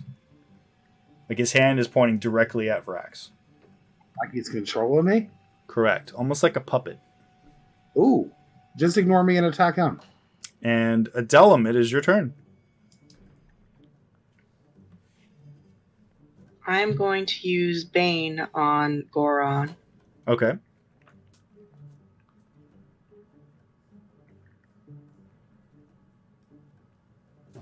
And fortunately, he succeeds. Sad face. All right. Next, I only have 1 attack, don't I? I have 2 actions. You have action and you have a bonus action. Bonus action, healing word. Myself, unfortunately. Okay. You can see yourself. You can totally cast healing word on yourself. This wave of energy as your body knits back together. Just slightly. You're still feeling just a bit. wounds. Just a bit. And I just kind of yell at Vrax. This is not like you. Wake up. And it is It's totally Alistair's turn. Alistair seeing this and saying, "No, I won't let this happen again. Ah! And he flies back towards it. A glutton for punishment. Okay. You are currently targeting yourself, my friend. Hit yourself. There you go. And, here we go, boys! Round 2!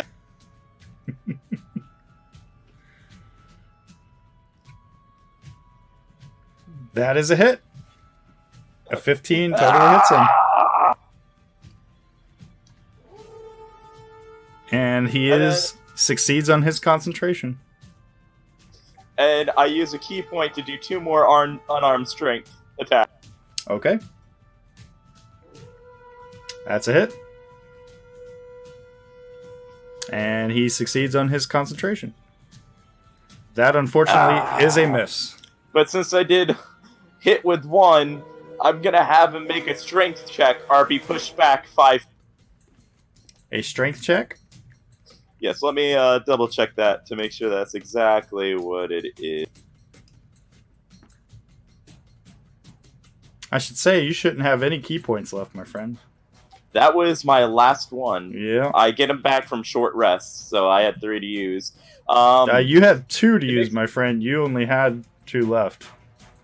And I used both of them. I had 3 since the last long rest. It makes a strength saving throw. If it fails, you can push it up to 15 feet away. Okay. What's the DC? That is something it does not tell me. It would be your spell save DC, I believe.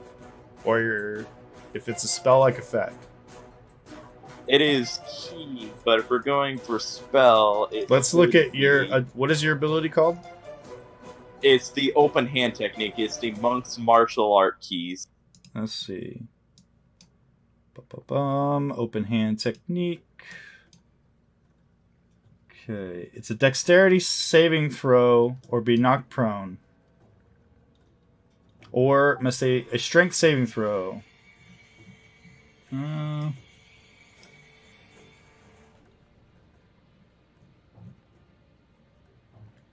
Check under key points for any saves regarding that. Yeah, it should be under key points.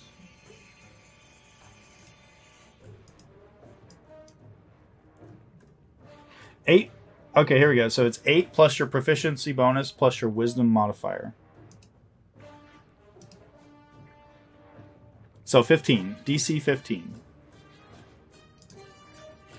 Correct? I believe that's your... Yep, 15. Okay. Well, he rolled an 11, so he failed. So he's pushed back 5 feet, you said? 15. 15, he ain't got nowhere to go. He sits down on the throne.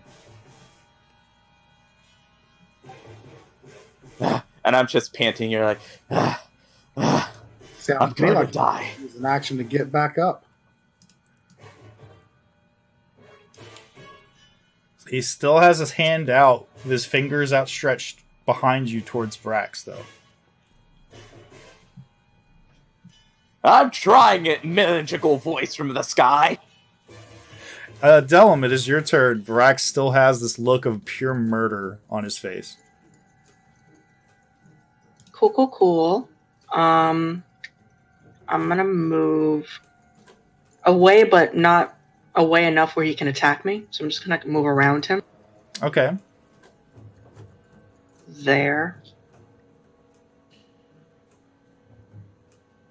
And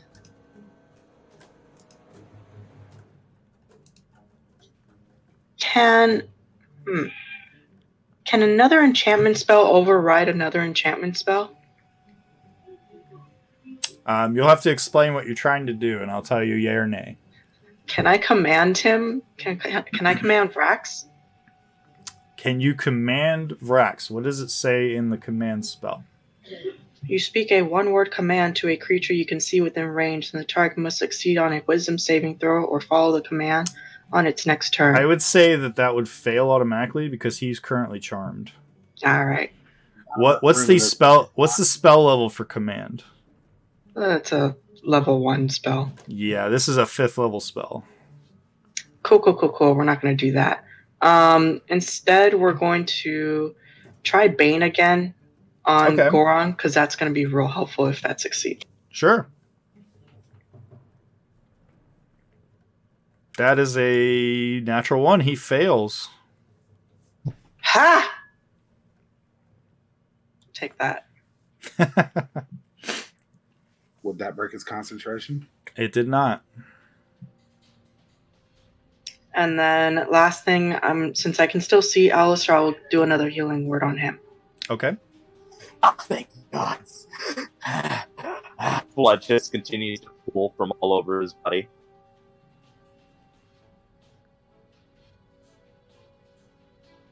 And that ends my turn. Okay. And Twinkle, it is your turn. You still have this pesky specter which has been annoying you this whole time. That's a hit. 27 definitely hits with your dagger. Woo! And you manage to stab it in its face, and as the dagger impacts the spectral form, the creature evaporates like mist or steam.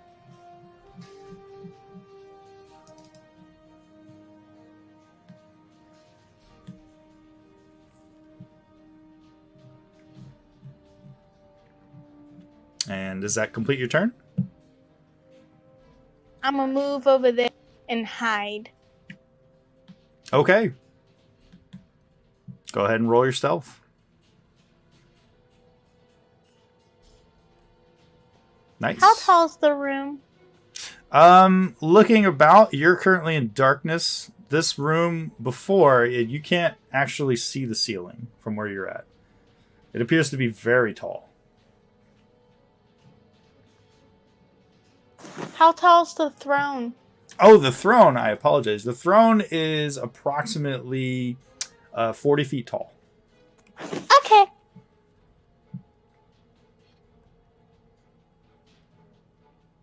And on Goron's turn, he's going to continue to control Vrax. He's not going to break that.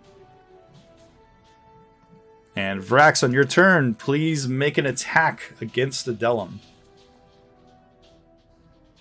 That is a hit, unfortunately. And Adelum, your concentration, you are successful. Your bane is still held. However, you have just had a massive chunk bit out of your chest near your throat. Vrax nearly tore your throat out. Ow. Vrax, make another Scales. Make another wisdom save there, Vrax. Unfortunately, that is not a success. Piece of shite, that hurt. And Scorch, it is your turn. Scorch is going to throw another thunderbolt out. A thunderbolt? Firebolt. Oh, a firebolt. Well, 24 hit. It definitely hits.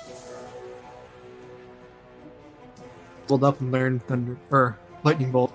Lightning bolt, lightning bolt. And he rolls a 24. His concentration is still holding. Vrax, on your turn, do me a favor and attack Adelum.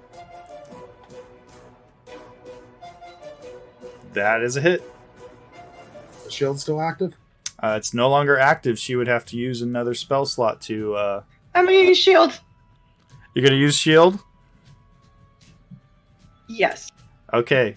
Well, you didn't say it fast enough, so you're dying.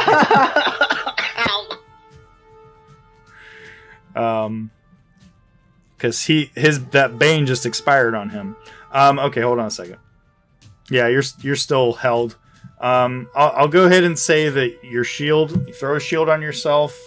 I'll take the 9 damage off of you, Adelum. Let's see. All right. Let's see. Okay, you're not unconscious anymore. Still got your shield on. Toss your bane on him if you like, since the system made it expire. There you go. And yep, Vrax is still, unfortunately, held within this crown. You've noticed the Delm is digging into Vrax's skin, and his blood is seeping from the wounds. It's starting to piss him off. And there's a tear trickling from the side of his eye when he tried to attack you. What's that? I'm not that sad about it. She Okay. needs scales. Well, maybe you were just sad that you didn't get her. That's it.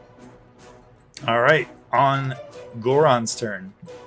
Goran now uses half of his movement to stand up in front of the throne, looking down at you, Alistair.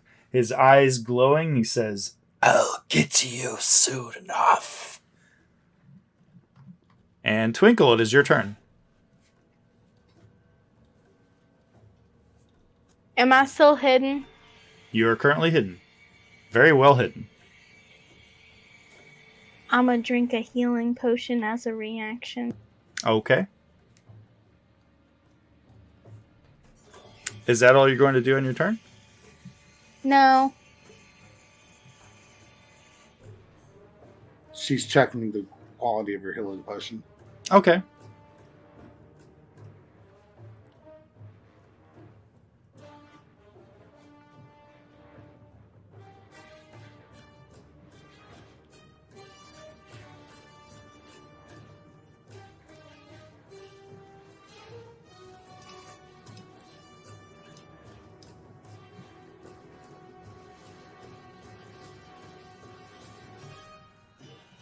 All right, so you get, if it's a regular healing potion, I believe that's what, 5 plus 2, 2. so 7 hit points back. I'd like to use my... And I'm going to walk up that throne in the back. Okay. So you're climbing up the back of the throne? Show am. Straight walking it. Okay. So you're now perched precariously on the top of this throne, looking down. I assume that you did your regular movement, correct? Yes. Okay. So I would say that you weren't exactly right next to it, so you're like a little bit below the lip of the top of the back of the throne right now. Am I still hidden, or should I rehide? Well, you used your reaction to drink a healing potion. That's So- true. Unfortunately, you cannot hide as your bonus action right now. Okay. But on the bright side, you appear to be behind the action. Woohoo! Alistair, is your turn.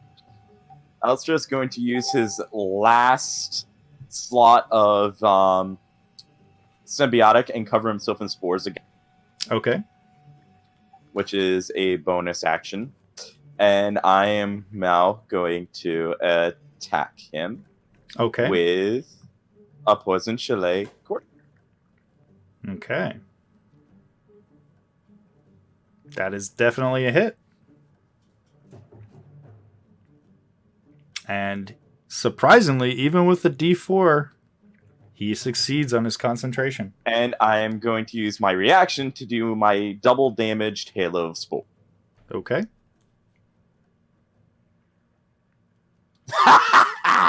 And Bitch.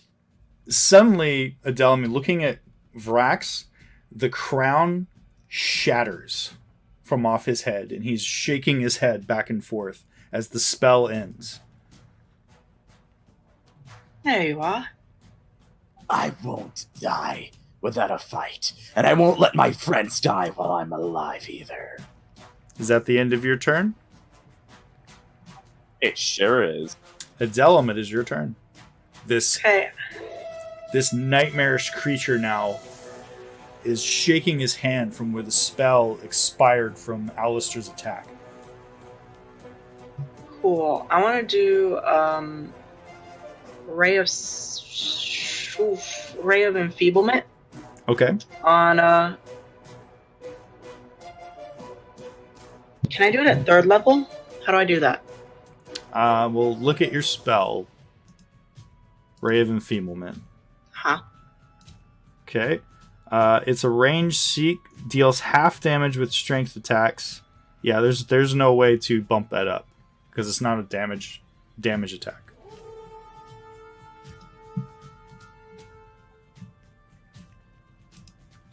And unfortunately, it is a miss. You rolled a 9. Cool. No worries. Why'd she have? I'm not sure. -3? I'm not sure why you dropped that on yourself. What? I did? Yeah. I'll take that off of you. Never tell Let's when see, I'm 3. targeting myself. Let me see if that connected. Let's see. Nope. Unfortunately, his AC is 13. Cool. That's still fine. Does that end your turn? No, last thing I'm gonna use one last healing word on. Who looks worse off, me or Vrax? Everybody looks worse off. Everybody looks pretty much. You both look wrecked. Okay, I'll just. Covered in cuts and bruises, bleeding in areas. I can't take a lot of hits in general, so I'm gonna do it on myself for now. Okay. Yay. Alright, and that. Well, now that Vrax is better, I'm gonna finally move away at a safer position. Okay. There. Alrighty. And does that complete your turn? Yep. All right, Scorched, it is your turn. You watched as the Crown of Madness spell shattered, these chunks of metal flying off and sort of fizzling out of existence from Varax's head. He's shaking his head. Adelum rushes away from Varax, positioning herself better. All right, Scorch is gonna keep this barrage of fire bolts going. Okay. Will a 20 hit? A 20 definitely hits. As you begin raining down the fire bolts on him, continuing to blast over and over again. Alistair, it is your turn. Alistair, also still pissed off, is going to continue his barrage. Okay. Unfortunately, that is a miss. A 9 does not connect. I still am going to use my bonus action for the unarmed strike. Okay. That is also a miss. I still am going to use my 6 poison from the Halo Spores. How does that work? I need to know. Because you It use your uses bonus my action. reaction on my turn, so I lose completely on reaction. Okay. It's usually a 3, but in Halo Spores, it doubles. Gotcha. We haven't used it often, so I was curious. It's a nice little thing, as long as someone doesn't try to sneak past me. Sure. Is that the end of your turn? Yes, it is. Vrax, coming to your senses now, turning around and seeing this undead creature which had worked its tendrils into your brain. Do I get advantage on attacks with an ally within 5 feet? Unfortunately, no. You're not a rogue. You would have to be. You would have to be catty corner to corner to get that advantage. And having Twinkle up there to his left does not count, does it? No, because she is currently hanging behind the throne, a few feet from the lip. But a 14 does hit. It does hit. I'm just hanging around. I would also say that your sword probably not flamed right now. I never put it away. Oh, you didn't? No. Okay. I just interpreted his mind control as taking control of my Bastille form, which is why I kept trying to bite. Gotcha. All right. It is... unfortunately, your second attack does not connect. A 12 does not beat it. It's the first time I've seen you miss an attack. That does hit. You biting into his flesh. It's moldy. It tastes terrible. Delicious. And I will end my turn. All right. Scorched, it is your turn. All right. Let's keep it going. Going to bolt after. Okay. That is a hit. Once again, winding up and hurling a firebolt towards Goran, the fire splashing. You can see now that he sort of is rocketed back now, looking at you, staring, looking in your direction from the attack, holding on to, with both hands now, holding on to the staff now, and saying, "You will not be the death of me." And the Delamed, is your turn. Cool. Running out of spells, but it's a-okay. I have to do Ray of Sickness at level 2. I can't do it at level 1, so I'm gonna do that. Okay. You are targeting yourself, by the way. There you go. How do I cast this at level 2? Can you cast it at level 2? That's the question. Does it say you can? I'm not sure. Let's How to see. check on that. Ray of Sickness. It would up the damage yeah, if you it's just cast at level 2. Yeah, you would just when you cast it, just roll another damage die. Okay. No. That is a failure. Sad face. Unfortunately, that's all I can do for now.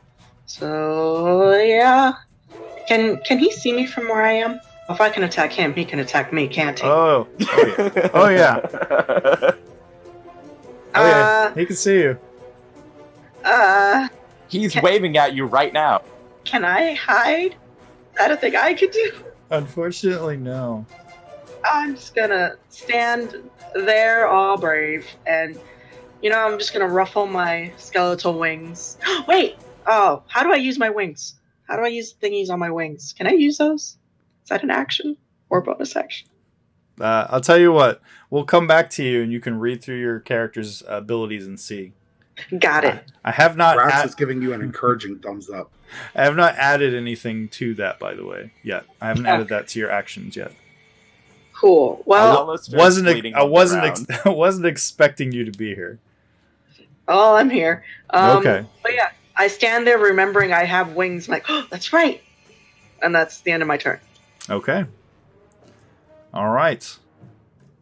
On Goran's turn, he looks to you, Vrax, and then with the remains of his lips sort of curling up into a sickening grin, reaches down with his hand while staring at you and casts Blight on Alistair.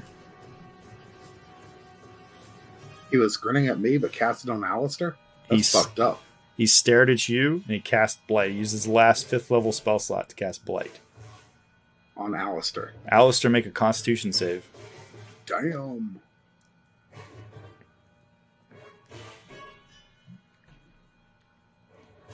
All right. Cool. Let's see. So you're going to take half of this damage. Let's see. 1, 2, 3, 4, 5, 6, 50 7. d6. I'm down. I don't think you even. So you take 24 necrotic damage.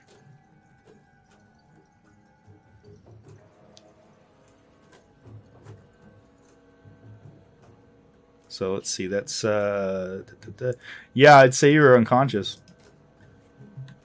Yeah. Only barely, surprisingly, though.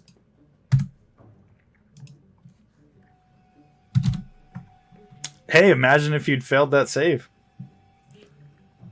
Oh, yeah. And let's see. That was his action. And it looks like he's getting ready to do something else. Like he's raised up his other hand, and he looks like he's getting ready to start tracing sigils in the air. Alistair is just proud that he's made him use up so much of his shit on an already gravely wounded. And Twinkle, it's your turn.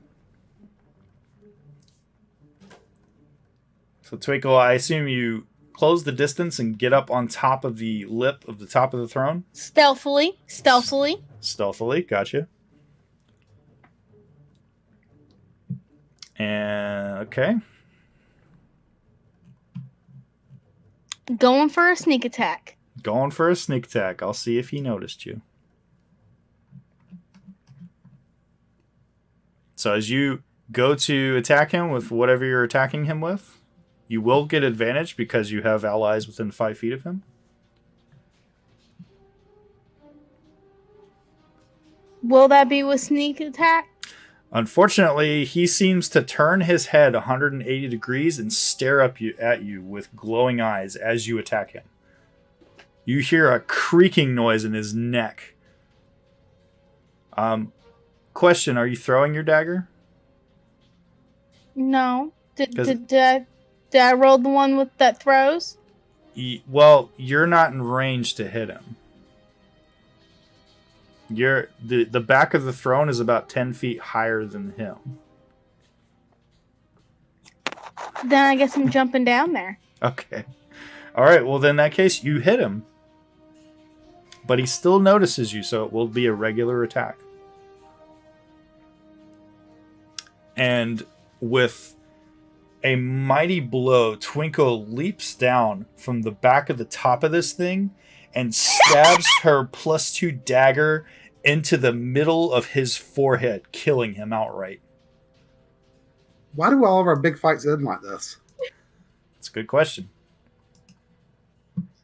Because she's the only one with a +2 thing, and she's sneaky. She gets him. She just sneaks in and Just stabs thought him in I'd the drop in. His body clatters to the floor.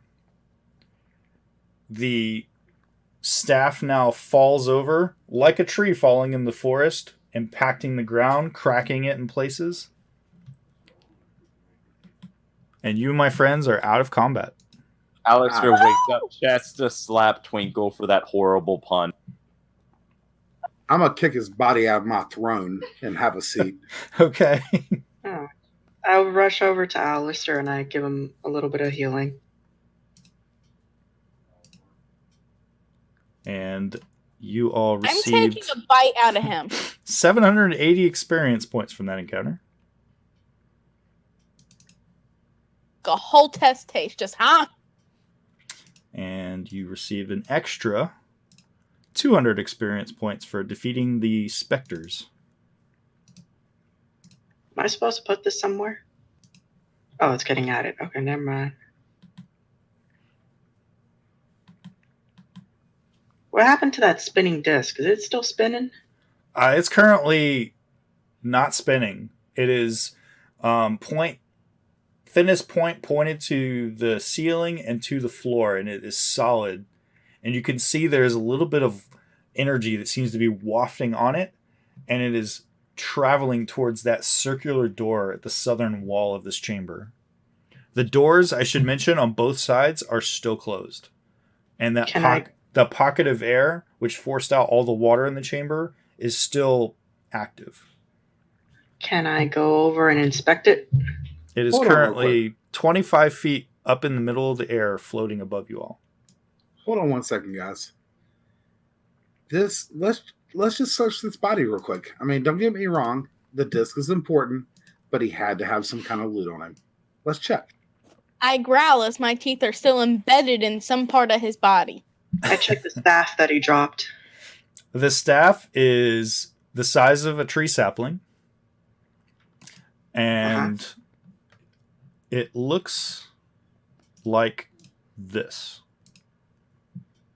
I want it. It looks cool.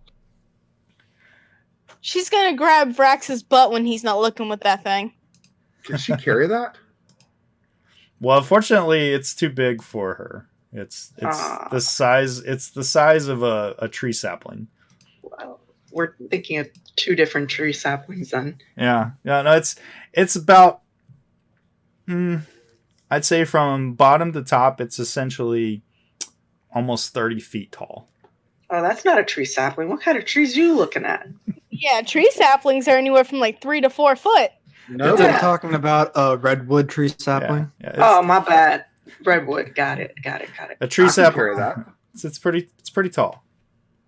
Well, I I can't- inspect the staff then for a bit. Okay. And then of course, I can't wield that, but I can carry it. Within Goron's pocket, you find a humanoid-sized chest. And it appears to have a padlock on it.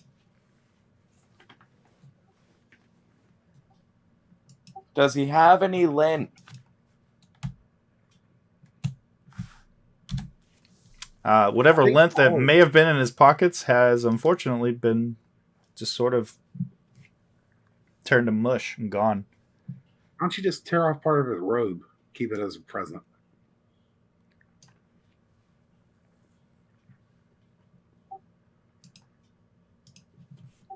Alistair kind of wants to do that. Since they did stabilize me, I'm at what, 38 damage? Is that chest locked? They stabilized you, you'd be unconscious. You're not dying, but you're not awake. Oh, didn't I heal him? Oh, I never actually did it. I just said I did. Cool. Is that chest locked? Appears to be locked. Has a padlock on it. Winkle. Sure There you go. thing. Your wounds. There you go. There's a Alistair, meat. eyes snap wide awake. I'm alive. I knew I Oh, would die. fuck. Is there a way to like? Sad. I heard there's meat in that chest. About to unlock me some good food. Is there a way to like take this staff apart and like put it back together later? Like, is it collapsible? I can carry it. You mean like a back saw? You can saw it in a bunch of pieces. Well, then it won't work very well if it's broken. Have you tried? I'm pretty sure it won't work. Why don't you... It's made Use of the wood, tech- right? Hold on. Why don't you just use detect magic on it? Maybe only the hand part of it's magic. We can break that off and throw the rest away. Kind of tapped on spells right now. I can probably do 2 more things if comes to shove. Well, why don't we Hey. take a break here? Hey, it's wood. It is wood, yes. Mostly. Well, I'm asking the DM, not you. Yes, it is. I'm wood. unlocking that chest. It appears to be made of wood.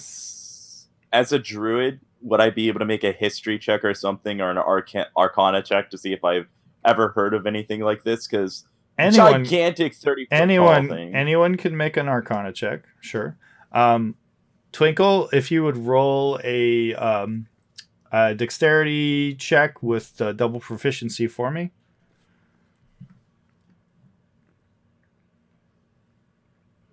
How do Alice, you roll double proficiency? I mean, you can program it, but essentially it would be a d20 plus 6 to see if she can unlock it with her tools. And did you bring your pack with your tools? So with a plus, she's with got a a bag. okay. So your tool, as you plug it into the lock, you hear sort of like a tink, and your tool breaks. One of the many long, skinny metal tools within your lock picking kit breaks off in the end of this thing. Hold on. I'm still got that potion of hill giant strength. Stand back. Okay. But take a dagger, wedge it in that knife, and knock the hell out of it. Okay. Make a strength check. Okay. You take... what dagger did you use? Just a regular old dagger I got in my bag. Your dagger breaks. Oh, fuck. I called it! As you're looking at this lock closer, Vrax, there appears to be an area on the lock above where the keyhole is that seems to slide. It's like a cylindrical area. Slide it and see what happens. Okay. When you move it aside, it reveals a little area that looks identical to that open faceted area on the disc. Like almost the exact same size. Hey, Scorched, bring me that gem you found earlier. Where is that gem, Scorched? You mean the one that we placed back in that cave? Ah. Okay. Well, I'm gonna throw this chest into the party loot. Okay. I will put that into the party loot. Well, can we take a break here? Yeah, you guys want to take a break and continue on a little bit, or did you want to call it for the night? Does this air bubble seem sustainable for us to take a long enough break here? If not, we got helmets that can fix that. Yeah, you guys still have your caps of water breathing. Oh yeah, that's right. We're good. Yeah, sure. Okay. So you guys want to take a short rest? Give Yes. us detect magic spells. Anybody? I No, but have all to. my spell slots and key points and my health is low. I'm just fucked up no matter what. I have to rest before I do detect magic, but I can do message because it's a cantrip to our captain up above. Nah. Hold on, I got this. Where's that staff at? In my hands, holding it. She's currently You can't holding hold what this looks 30 like foot. it looks like Adelum is hugging a tree right now. All right, I got my sword. I'm cutting the hand off the end of it. Wait, no. We'll just rest, and I'll detect it in the morning, or once we're done you're not resting. taking a long enough rest for that. Adelum is scurrying back away from you, holding the tree in her arms. Don't make me bite you again. Let's not break the pretty staff. Look, you tree hugger, give it here. No! I'm not holding anything. I spread out my wings like kind of a broken I shield. climbed up the 30-foot tree with my dagger. I'm that Okay. hand off. Make a dexterity I check. shake it. make a strength check. There, Twinkle. No. Dylan, did you pick up that dinner plate? Twinkle gets thrown. You get flown off of this this stick, and Let's, get let's and- just rest, and then I can detect magic on it. This has gotten boring. I don't even care anymore. Where's that disc going? the Where is that disc is currently 25 feet up in the air in the middle of the chamber, not spinning. I fly and grab it. And bring it back to rest. Okay, you fly up in the air and go to grab it. It is stuck in place in midair, not moving, and you are now hanging off of it. It's not moving. I thought you said it was moving towards this chamber down here. No, it's pointed towards, like, the flat side is pointed towards the north wall and the south wall. It's like stuck in midair, 25 feet up in the air, not spinning. Well, what's down here? When I try to move it doesn't move. It does not move. Here, I'll reveal a little bit for you. You see a circular door at the end of the chamber, and you can see set in the middle of the door is an octagonal shape, the size of that disc. Down here where I'm at, or where I'm trying to go? Correct. Guys, we need to take a long rest. A short rest is not going to do this. Let's take a nice long rest, and then I'm deal gonna with perch everything. on the thing just floating in the air. I'm gonna perch on it. Okay. I'm gonna set the giant staff down and lay protectively on the handish area so they can't chop it off while I'm sleeping. It grabs and crushes her as she lays on. So you're all taking a long rest, not a short rest? Yes, please. Except for me, I'm going to take a short rest, and I'm going to go get that gem while they're taking the long rest. Oh, you're leaving the party? Yeah, I think it'll be safe for me to go get the gem and come back. Okay. And then he dies. So I doubt it. The rest of y'all might die. Vrax, as you go towards the double doors that are on both the west and the east wall, and you push on them. Don't open the door of the water! As hard as you can, you push on them. They do not budge. Or not. All right, I'm going to take a rest with everybody else. Okay, so you're going to take a long rest, all of you? Yeah. And that puts my strength back down to 16 now. Yeah. I'm going to sleep underneath the throne. How do I mark that I've done a long rest? I will mark it. I will mark it for you guys.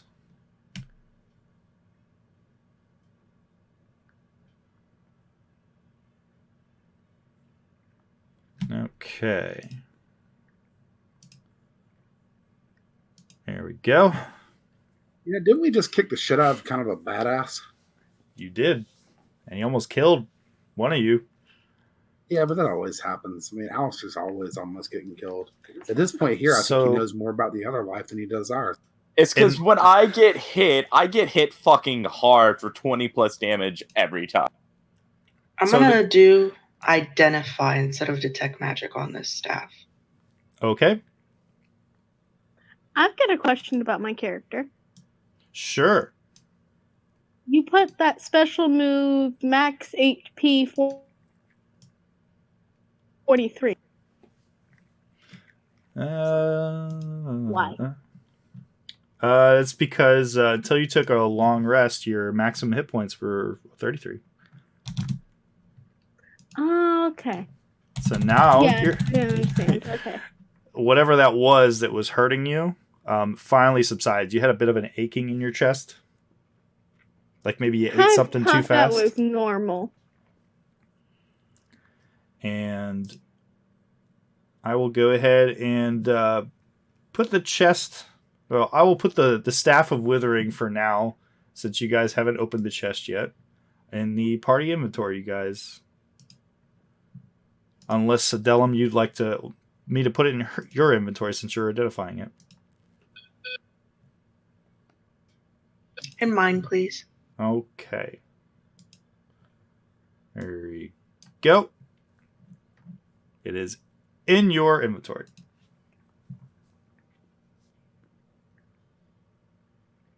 We didn't die! So, no one sets a watch. You guys just go to sleep. Nah, I'll stay watch. Okay. I mean, you guys can stagger your watches if you like. I I mean, Scorch's ability is that he doesn't really need to. He's always awake, even when he takes a long That's how we rest. technically can. Okay. So, over the course of these 8 hours, it is, for those of you who stay up at different intervals, it's quiet, just the sound of the drips. And looking at the disc, along the edges of the walls around you, you see a shimmering effect. Similar to the way light sort of diffuses when it is cast on the surface of water, and then it creates that wave dispersal effect onto a surface underneath the surface of the water. That seems to be emanating from the disc and stretching out, casting that against the walls, against the ground. During your 8 hours, you continually heard sounds of lapping water in those holes in the floor. And if any of you would have taken a look down there, you would have seen the water sort of being disturbed and frothing a bit in places. Bubbles rising up towards the surface. But it's pitch black down there, so without a light source, it's very hard to tell what exactly you're looking at. Alistair breaks out these strange and weird magical devices that glow when you crack them. You have light sticks? No, I do not. Who here can't I see in do the not dark? have glow sticks. I cannot. Just you? Vrax also cannot see in the dark. I can. And Scorched, I don't know. I don't think Scorched can see in the dark either. But he has a magic light. He does have a magic He light can that he turn can. into a fish. With He can a turn light. into a fish. He's a transformer, you guys. Okay, he's gonna transform to a submarine, and we're all gonna get inside. Getting inside scorched. All right. So I guess the question that I have for you all now, you've taken your long rest. What would you like to do now? Can somebody give me a lift to see if I can move this disc? Nah, it ain't moving. Let's go down here. I perched on it for 8 hours. I go over to the disc anyways. Be careful. He might peck you. Okay. Adelum, as you get closer to the disc and you stare at it for a while, just giving it a once-over look, it looks like the surface of the disc is moving in places, shifting. These geometric shapes that shift at different intervals. Like this thing is, even though it's solid and still, it's shifting and moving in places around it. I'm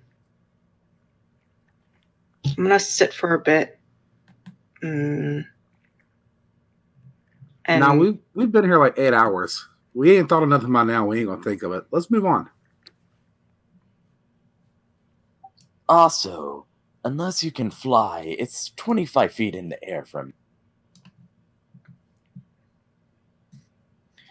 Scorch is going to break off a piece of the floor and cast light on that and Okay. drop it down the hole. Okay. So as you drop the light down into the floor below, you see shapes moving, like slowly undulating and moving in places. And then you see another shape, a bit bigger than the others. And How big are we talking? Are we talking like Tyrannosaurus, zombie, big? I'm talking like not quite as big as a Tyrannosaurus, but it's like a circular shape, like a mound or something that seems to diffuse and block the light. The light like shows that there's a circular shape in the water below. How big? I would say that it looks to be like we talking like great white shark, Cthulhu, or Godzilla? like a 10-foot by 10-foot circle. All right, let's go kill it. Alistair watches as Adelum tries to run face first into a wall, a locked. She did try to walk it. Adelum, as you get to the door, you see the same thing that you noticed over these last 8 hours. You see this strange octagonal depression that seems to match the exact shape and size of the disc. And let's see, who has the most highest passive perception? Hi there. Alistair, as you are staring down into the water, the circle that is ringed by the light, you suddenly start to see little bits of tiny bits of things that are starting to poke out in places around it. And they start to look like appendages. And there's this bubbling and frothing. And suddenly, this creature emerges from the water, staring straight up at all of you. And it looks like this. Behold! Oh, hey there, big guy. Want to be friends? Alistair tries to lick. And let's see, right? There we go.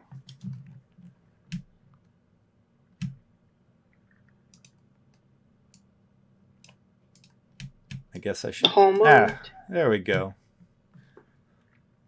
As you look at it, the creature's mouth opens, and you see several eyes. Some of them hanging down in places, some of them milky white in places, and others begin looking around at you all. I need you to roll initiative. Well, welcome to the Kaji squad. If y'all were paying attention to the map, I actually spoiled this. I saw it, but I didn't want to say anything. I'm like, oh boy, a dead beholder. Gotta love you some zombie beholders. All right, Twinkle, if you'd like to roll initiative for me.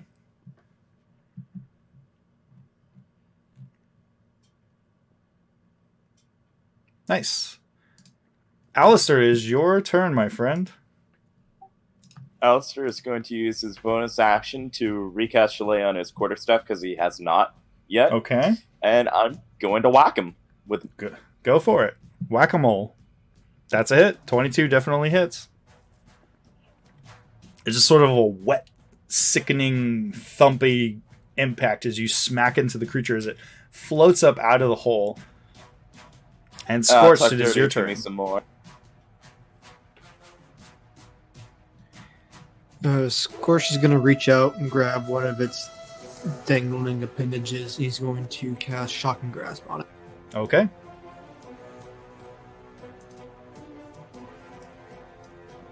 Roll 23 hit. A 23 definitely hits.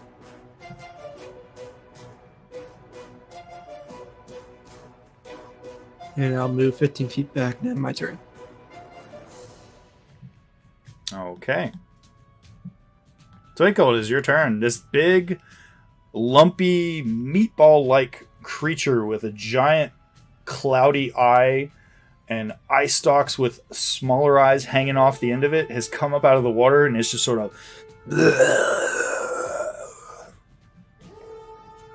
The creature hovers up, rights itself, turning and looking around at all of you.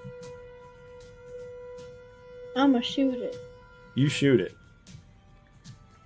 Yeah, shoot the flying meatball zombie.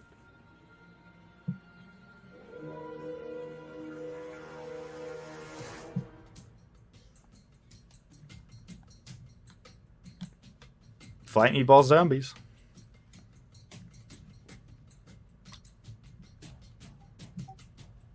It's the flying spaghetti monster. We're fighting a...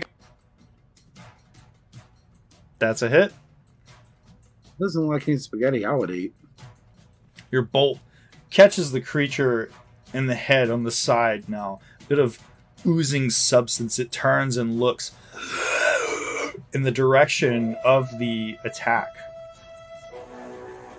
And its mouth hanging open, this disgusting look. It now turns and it looks... Let's find out which one of its eye rays it uses. Let's see.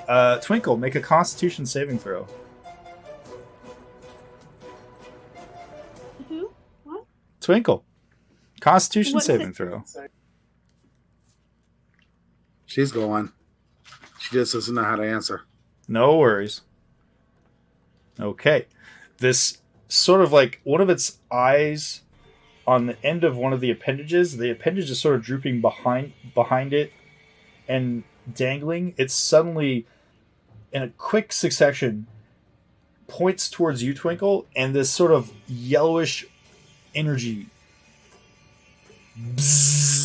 casts out towards you, and you feel it gripping you, and you feel like your entire body is like seizing for a moment, and then the moment fades. Whatever this was, it seemed like it was trying to seize control of you or hold you. And Adelum, it is your turn. Oh boy.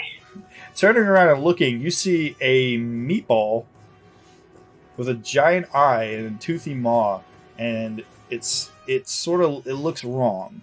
And there's this stench of decay in this room now. I move a little closer first off. Okay. And magic missile to that. Okay.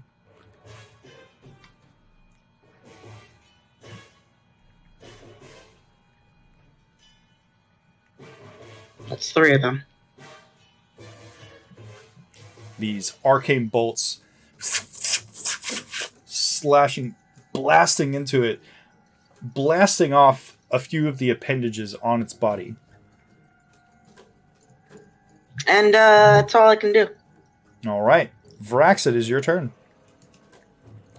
Well, This- I will activate my flame tongue longsword. This meatball from hell just appeared out of the floor below you guys.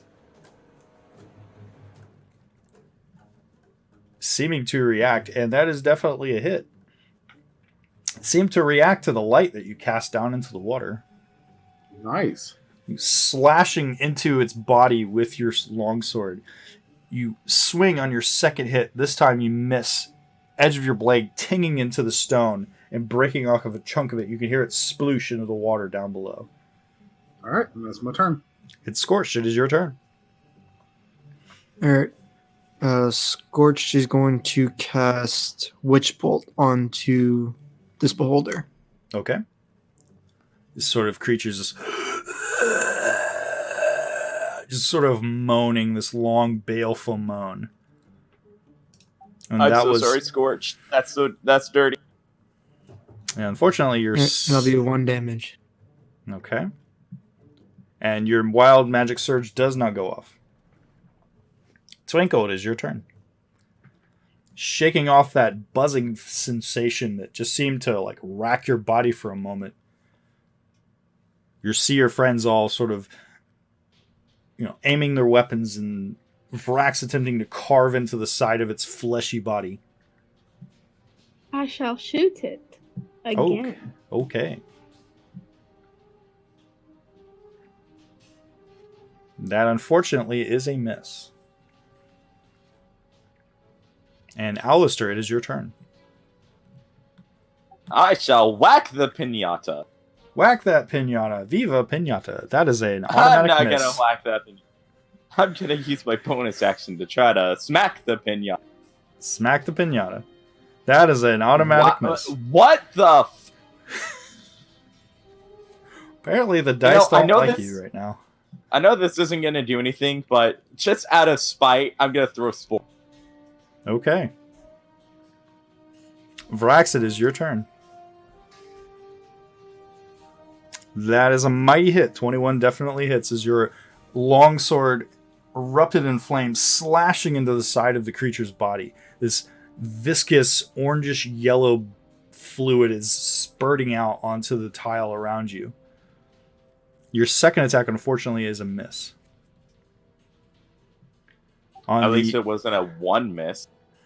On the creature's turn, it looks at the closest thing to it that attacked it, which would be you, Vrax, and I need you to make a Constitution saving throw.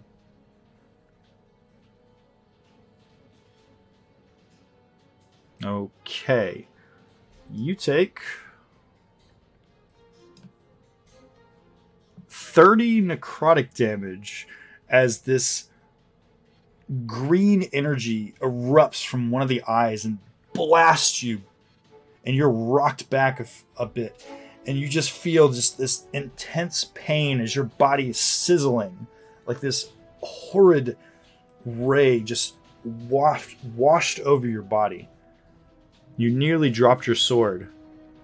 Jeremy, Yes, sir. if one more of us rolls 1 in a row, I'm going to need you to uninstall and reinstall Fantasy.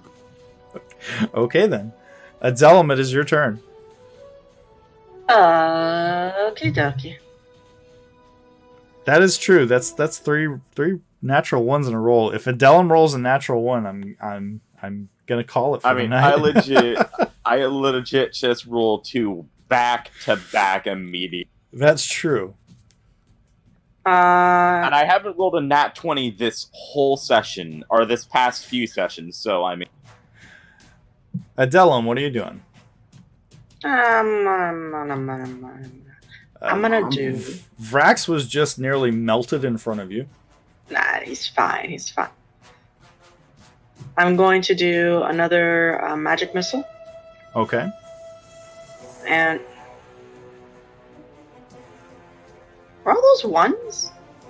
No, Okay, two last one was ones. a 3. Last one was a 3.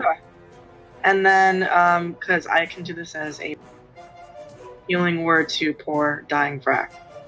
What is that dying? He's hurt bad, though. Yeah, Vrax is pretty tough. A big hit better- like that? Nah. Better heal him now before I have to deal with him dying. Okay. There you go. Is that the end of your turn? That is my turn. Okay. Where is the disc in this room, by the way? I've been It's dead center, 25 feet up from the floor. Okay. Twinkle, it's your turn. Gonna shoot the monster. Okay. Imagine fighting one of these full strength. I think a friend named Nostis knows.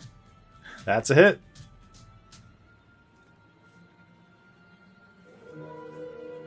Hey. Hey! Your bolt catches the creature, managing to stab through one of the appendages. The appendage is sort of dangling. And Alistair, is your turn. Alistair comes back for round 2, baby. Whack the pinata. No whammies, no whammies. That's a hit. Hey. You bash into the creature with your shillelagh, and you manage to, as it turns towards you like it was getting ready to cast another strange spell on you, you explode its eye. There's no need to roll any more attacks. No. It's dead. He The creature rams his talon hands into. The creature falls into the water, and you hear a loud sploosh from the water below the chamber, and you are out of combat. Woohoo! I shoot magic missile at the disc. You shoot magic missile at the disc? Yeah.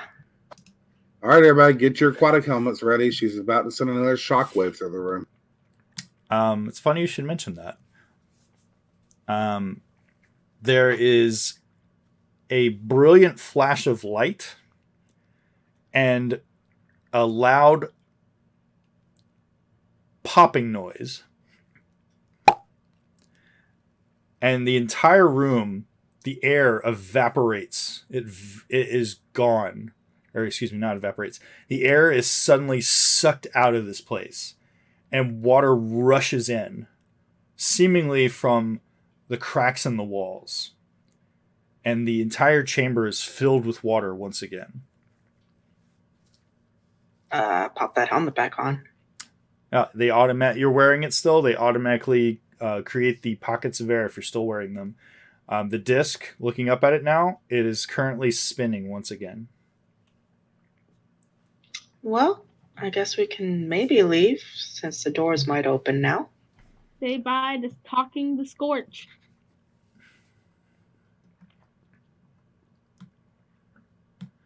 Let's go get the gem. And my question to all of you, as I apply this experience from this encounter, is how much longer would you all like to play tonight? Until we go get that gem. Until you go get the gem? Okay. Yep. All right. I would say that it would take you guys a little under an hour to get back to that area if you just swam straight towards it. I think we should play one more encounter.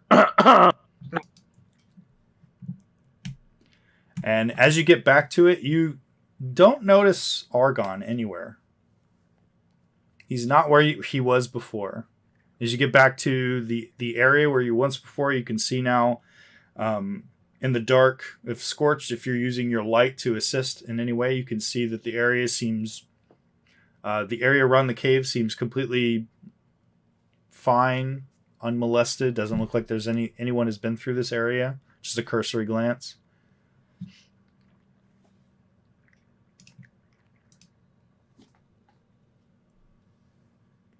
Okay. Is the gem where it's been left? The gem is there. Scorched, as you go down there into the chamber, you find it in the exact place where you hit it. Oh, quick question. Have I been winged this entire time? Or did it fade after the long rest? It faded. Just normal me again. Sad face. Yeah. Hey, but we're 562 from leveling up. I think next session we may be getting a level, boys, ladies. And your friends have not made any comments at all in this time about your seeming change. Didn't expect much. Still waiting on the scales. She'll finish Still the ball. waiting for less greed. Excuse me? All scaleless are alike. Greedy, beat. I do like food. Take offense to that.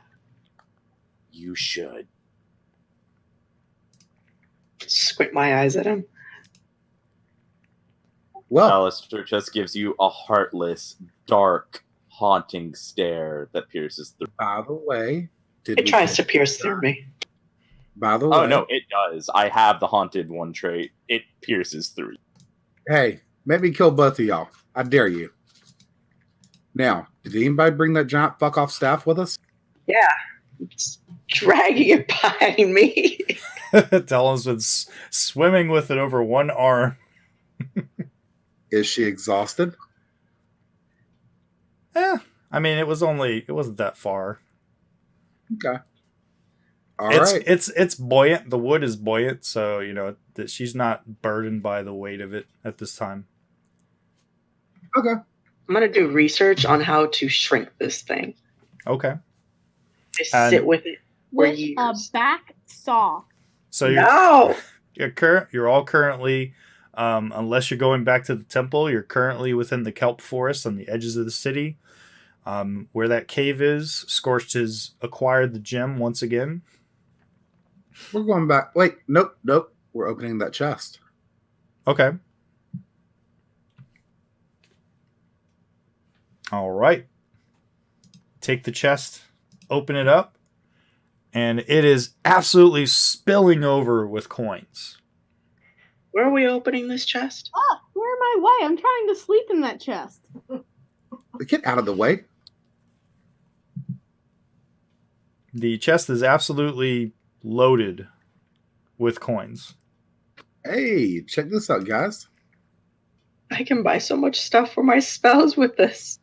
Yeah. Or we could get Twinkle some armor. That too. Now, Or get you a back saw. do we know how much I it may is? be able to get my staff. You Or can that nest you wanted? you can count them. It's kind of cumbersome and difficult to count underwater. This entire chest of coins. No. Rough estimate. It's packed full to the brim. It looks like it's a mixture of gold, platinum, and electrum, with some silver. Who uses Electrum? We do if it's Apparently, so. this guy. All right. And most of the coins, give it a looking at them, they all appear to have symbols on them that you've never seen before. All right, guys. Let's fill this back up. Put it in our inventory. Don't lock I'll it with that padlock. I will throw it in the party sheet. There we go. There you go. Okay. Let's go on back and see what else we can stick that gem in. And through the magic of Dungeons and Dragons, we are back in the exact same positions on the map we were before. Oh no, I closed the map. Oh no. Oh no, you died. Uh-huh. So again, takes about an hour.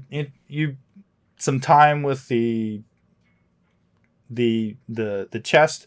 The sun is rising, and off in the distance, as you swim back towards the temple, you can see the city all around you a bit better than you could before. The light is diffused, of course, but you can still see the grays of the stone from all the different ruined buildings around. Eventually, Do we see any of the giants that were roaming around earlier?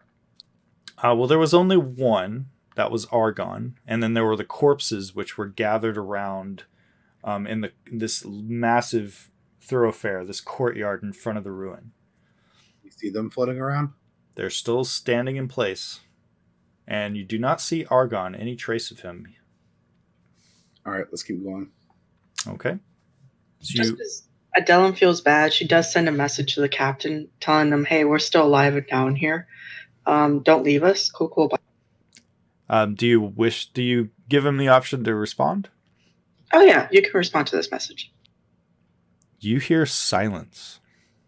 Oh. He done stole our ship.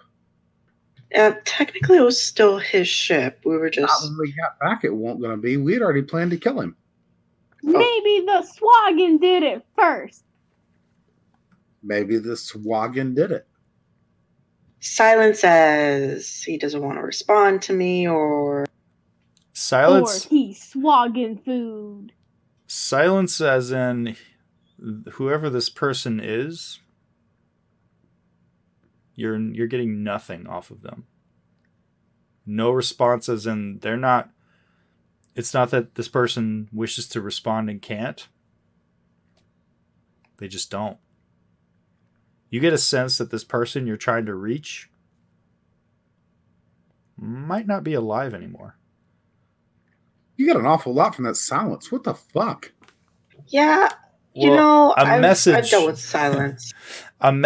Using message on a sentient being, I would feel that it hit. You would feel that it hit, and it didn't. Adelum would take that as in the only thing that can keep you from sending a message to someone is death. Did you explain that to me? I do. He's either dead or in a different dimension, but most likely just dead. Fucking weird. Swaggin food. I'm glad I never learned magic. That would just make my life complex. Me too. So you're back to the chamber. Yeah. And you, once again, the door is wide open still from before. They were easily opened after the disc and the room was filled with the water. It's not disturbed in any way. In the distance, you can see, some restless undead wandering off in the halls. Nothing else rises from the chamber below this chamber, and you see the disc sort of tumbling end over end in the middle of the chamber. Hey, Adelum, before we go fucking with anything, do you have any cantrips that can heal me back up to full health? Because I might get half. Yeah. Well, it's not a cantrip, but I can heal you, yes. Okay. I don't have a map, so I can't attack you or, select. Use the combat tracker, says a voice from the heavens. Before she can, Alistair walks up to you and puts a hand on. Ah, bad touch. Stranger danger. This is the first time you've ever touched me. Thank you, sir. And once you've assembled within the chamber, who is currently holding the gem? Me. Right. If Rex wants to hold it. Okay. Varax, as you're holding the gem, as you've been getting closer to this place, whenever you took the gem, you felt a vibration up your forearm, a strength, something powerful emanating off of this gem. And when you get into the chamber, there is sort of like a whirlpool effect that is pulling all of you towards the center of the chamber. And you can feel the gem being ripped from your grasp as it's pulling you like a hook on a fish towards this octagonal disc. Ha! I'm holding it with both hands. Can I have a map? Sure. What you do is you click on library. There you go. Then you Images click and maps. on images and maps. And you say, what's the name of the map? And I say observatory level. And then you click it, and it comes open again. Just for future reference. I see. Yeah, I've accidentally closed out of a lot of maps. That comes in real handy. So, Vrax, you are currently being pulled towards the disc like a fish on a hook. Oh, yeah. I got the gem outstretched in front of me. I'm fully intending to put this thing in there. The gemstone flies from your hand, and slams into the center of this disc, and there is a brilliant flash of cerulean light that emits from the disc and cracks in places. And these tiny shifting plates now are shifting no more. They stop. And there's this strange, almost water-like pattern now that the shifting plates are now creating around this hole in the center of it. And have I now ascended to godhood? No, but you probably feel so in the presence of this thing.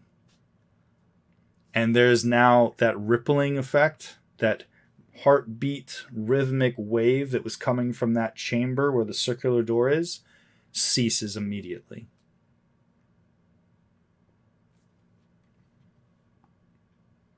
Well, are we done here? Is there more to do? Don't you want to put it in the door? Say that again, but say it slowly. Do you not want to put it inside of the door? If not, I do. Twinkle, do it. I do. Okay. Twinkle, you grab the disc? Sure do. Okay, it's heavy, so it's difficult for you. Like, now that it has ceased floating in the chamber, when Vrax hands it to you, even under the water, it drags you to the floor. I'm going to walk with her. Just roll it over there. All right. Okay.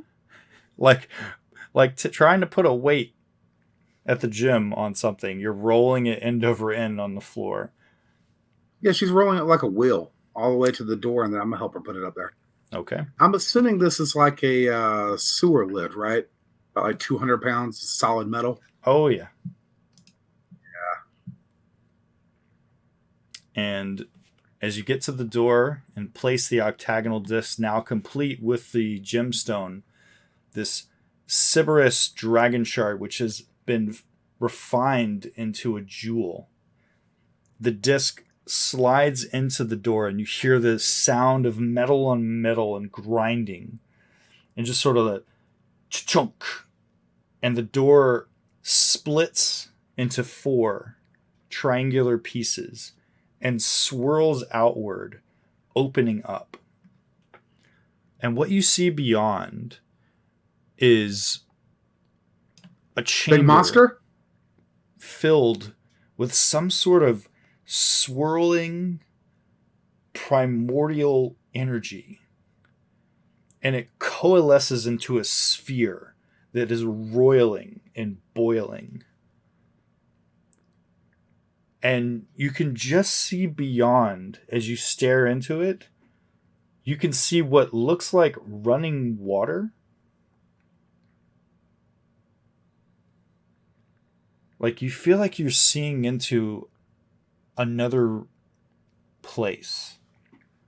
The running water, it spreads out in the chamber and appears to be emitting from what looks like a waterfall. Cool. I'm going to touch it. Okay. Vrax as you reach out and touch it, you are pulled into it, and Vrax is gone.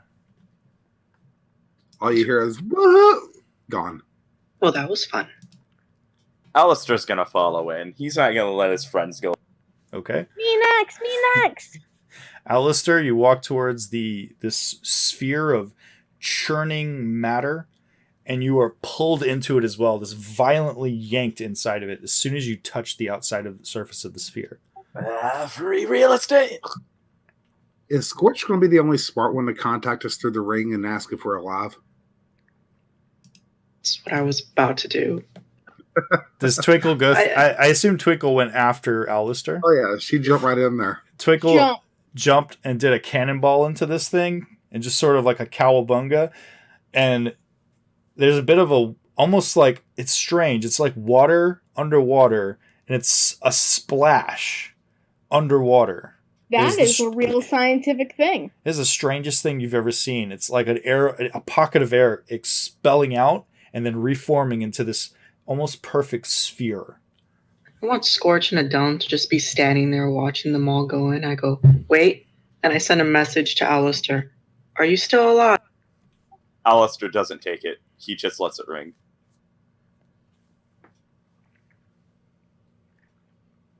Well, they're probably dead or ignoring me, which either are possible, so up to you. Is there a way to close this door? The door has pulled up into the circular frame. Once that pulled away, the disc fell free from the locking mechanism and fell to the ground in front of the door jamb. You don't see it, just giving it an outward look. There doesn't appear to be any sort of mechanism for closing it. But we can pick up this disc, right? Sure. It's heavy, but you can pick it up. Again, you're underwater, so the weight is somewhat diffused. You're not as strong as, say, Vrax, but you're a bit stronger than, Twinkle. Scorched will push the disc into this portal thing and see what happens. Okay. As you get close to it, you are pulled through with it. I'm just standing there by myself. Well, that now. was what I was trying to do, but okay. Yeah, the moment you touched the surface of it with the disc, you felt like it was glued to your hand and you got yanked through with it. I stand there for a second. I contemplate everything. And then I just walk in. Okay. Everything. Is she a god? Adelum, you pass through the roiling, broiling sphere of matter, and you are yanked through it. And your senses, all of your senses for all of you, it's just stark white. Your eyesight goes from black to white, blinding. Cool. All sound is completely gone for a moment. And then one by one, each of your vision starts to clear up. And now you're feeling another sensation. You're feeling colder. Like, it's been cold being in this underneath the ocean in the Thunder Sea. But now you're feeling colder, like almost as if you're in another climate. And this sound of this waterfall is deafening within the place that you're in. And looking around now, you can see you're in some sort of chamber, a cavernous chamber with an opening at the top that is filled with mist and a bit of light with cascades down filtering through the mist. And immediately to the south of where you're sitting, you all look and see this thunderous waterfall, which is continuing to feed this chamber. You're all in this water, bit up to your waist at this point. Cool. And that's where we're going to end for tonight. Cool. Sweet. I would say that for all intents and purposes, You left Mur back at the ship. What if he's dead? No! guess I message Burr! Is he alive? guess who else is back at the ship? Ration. But I think Scorch will just get another ration. Yeah. Yeah, Yeah. almost Find another a ration. goldfish named Start the Ration. episode back up again. I messaged Mur. Is Mur okay? You Is get Mur- nothing. Is Mur okay? Is that what you said? Yeah.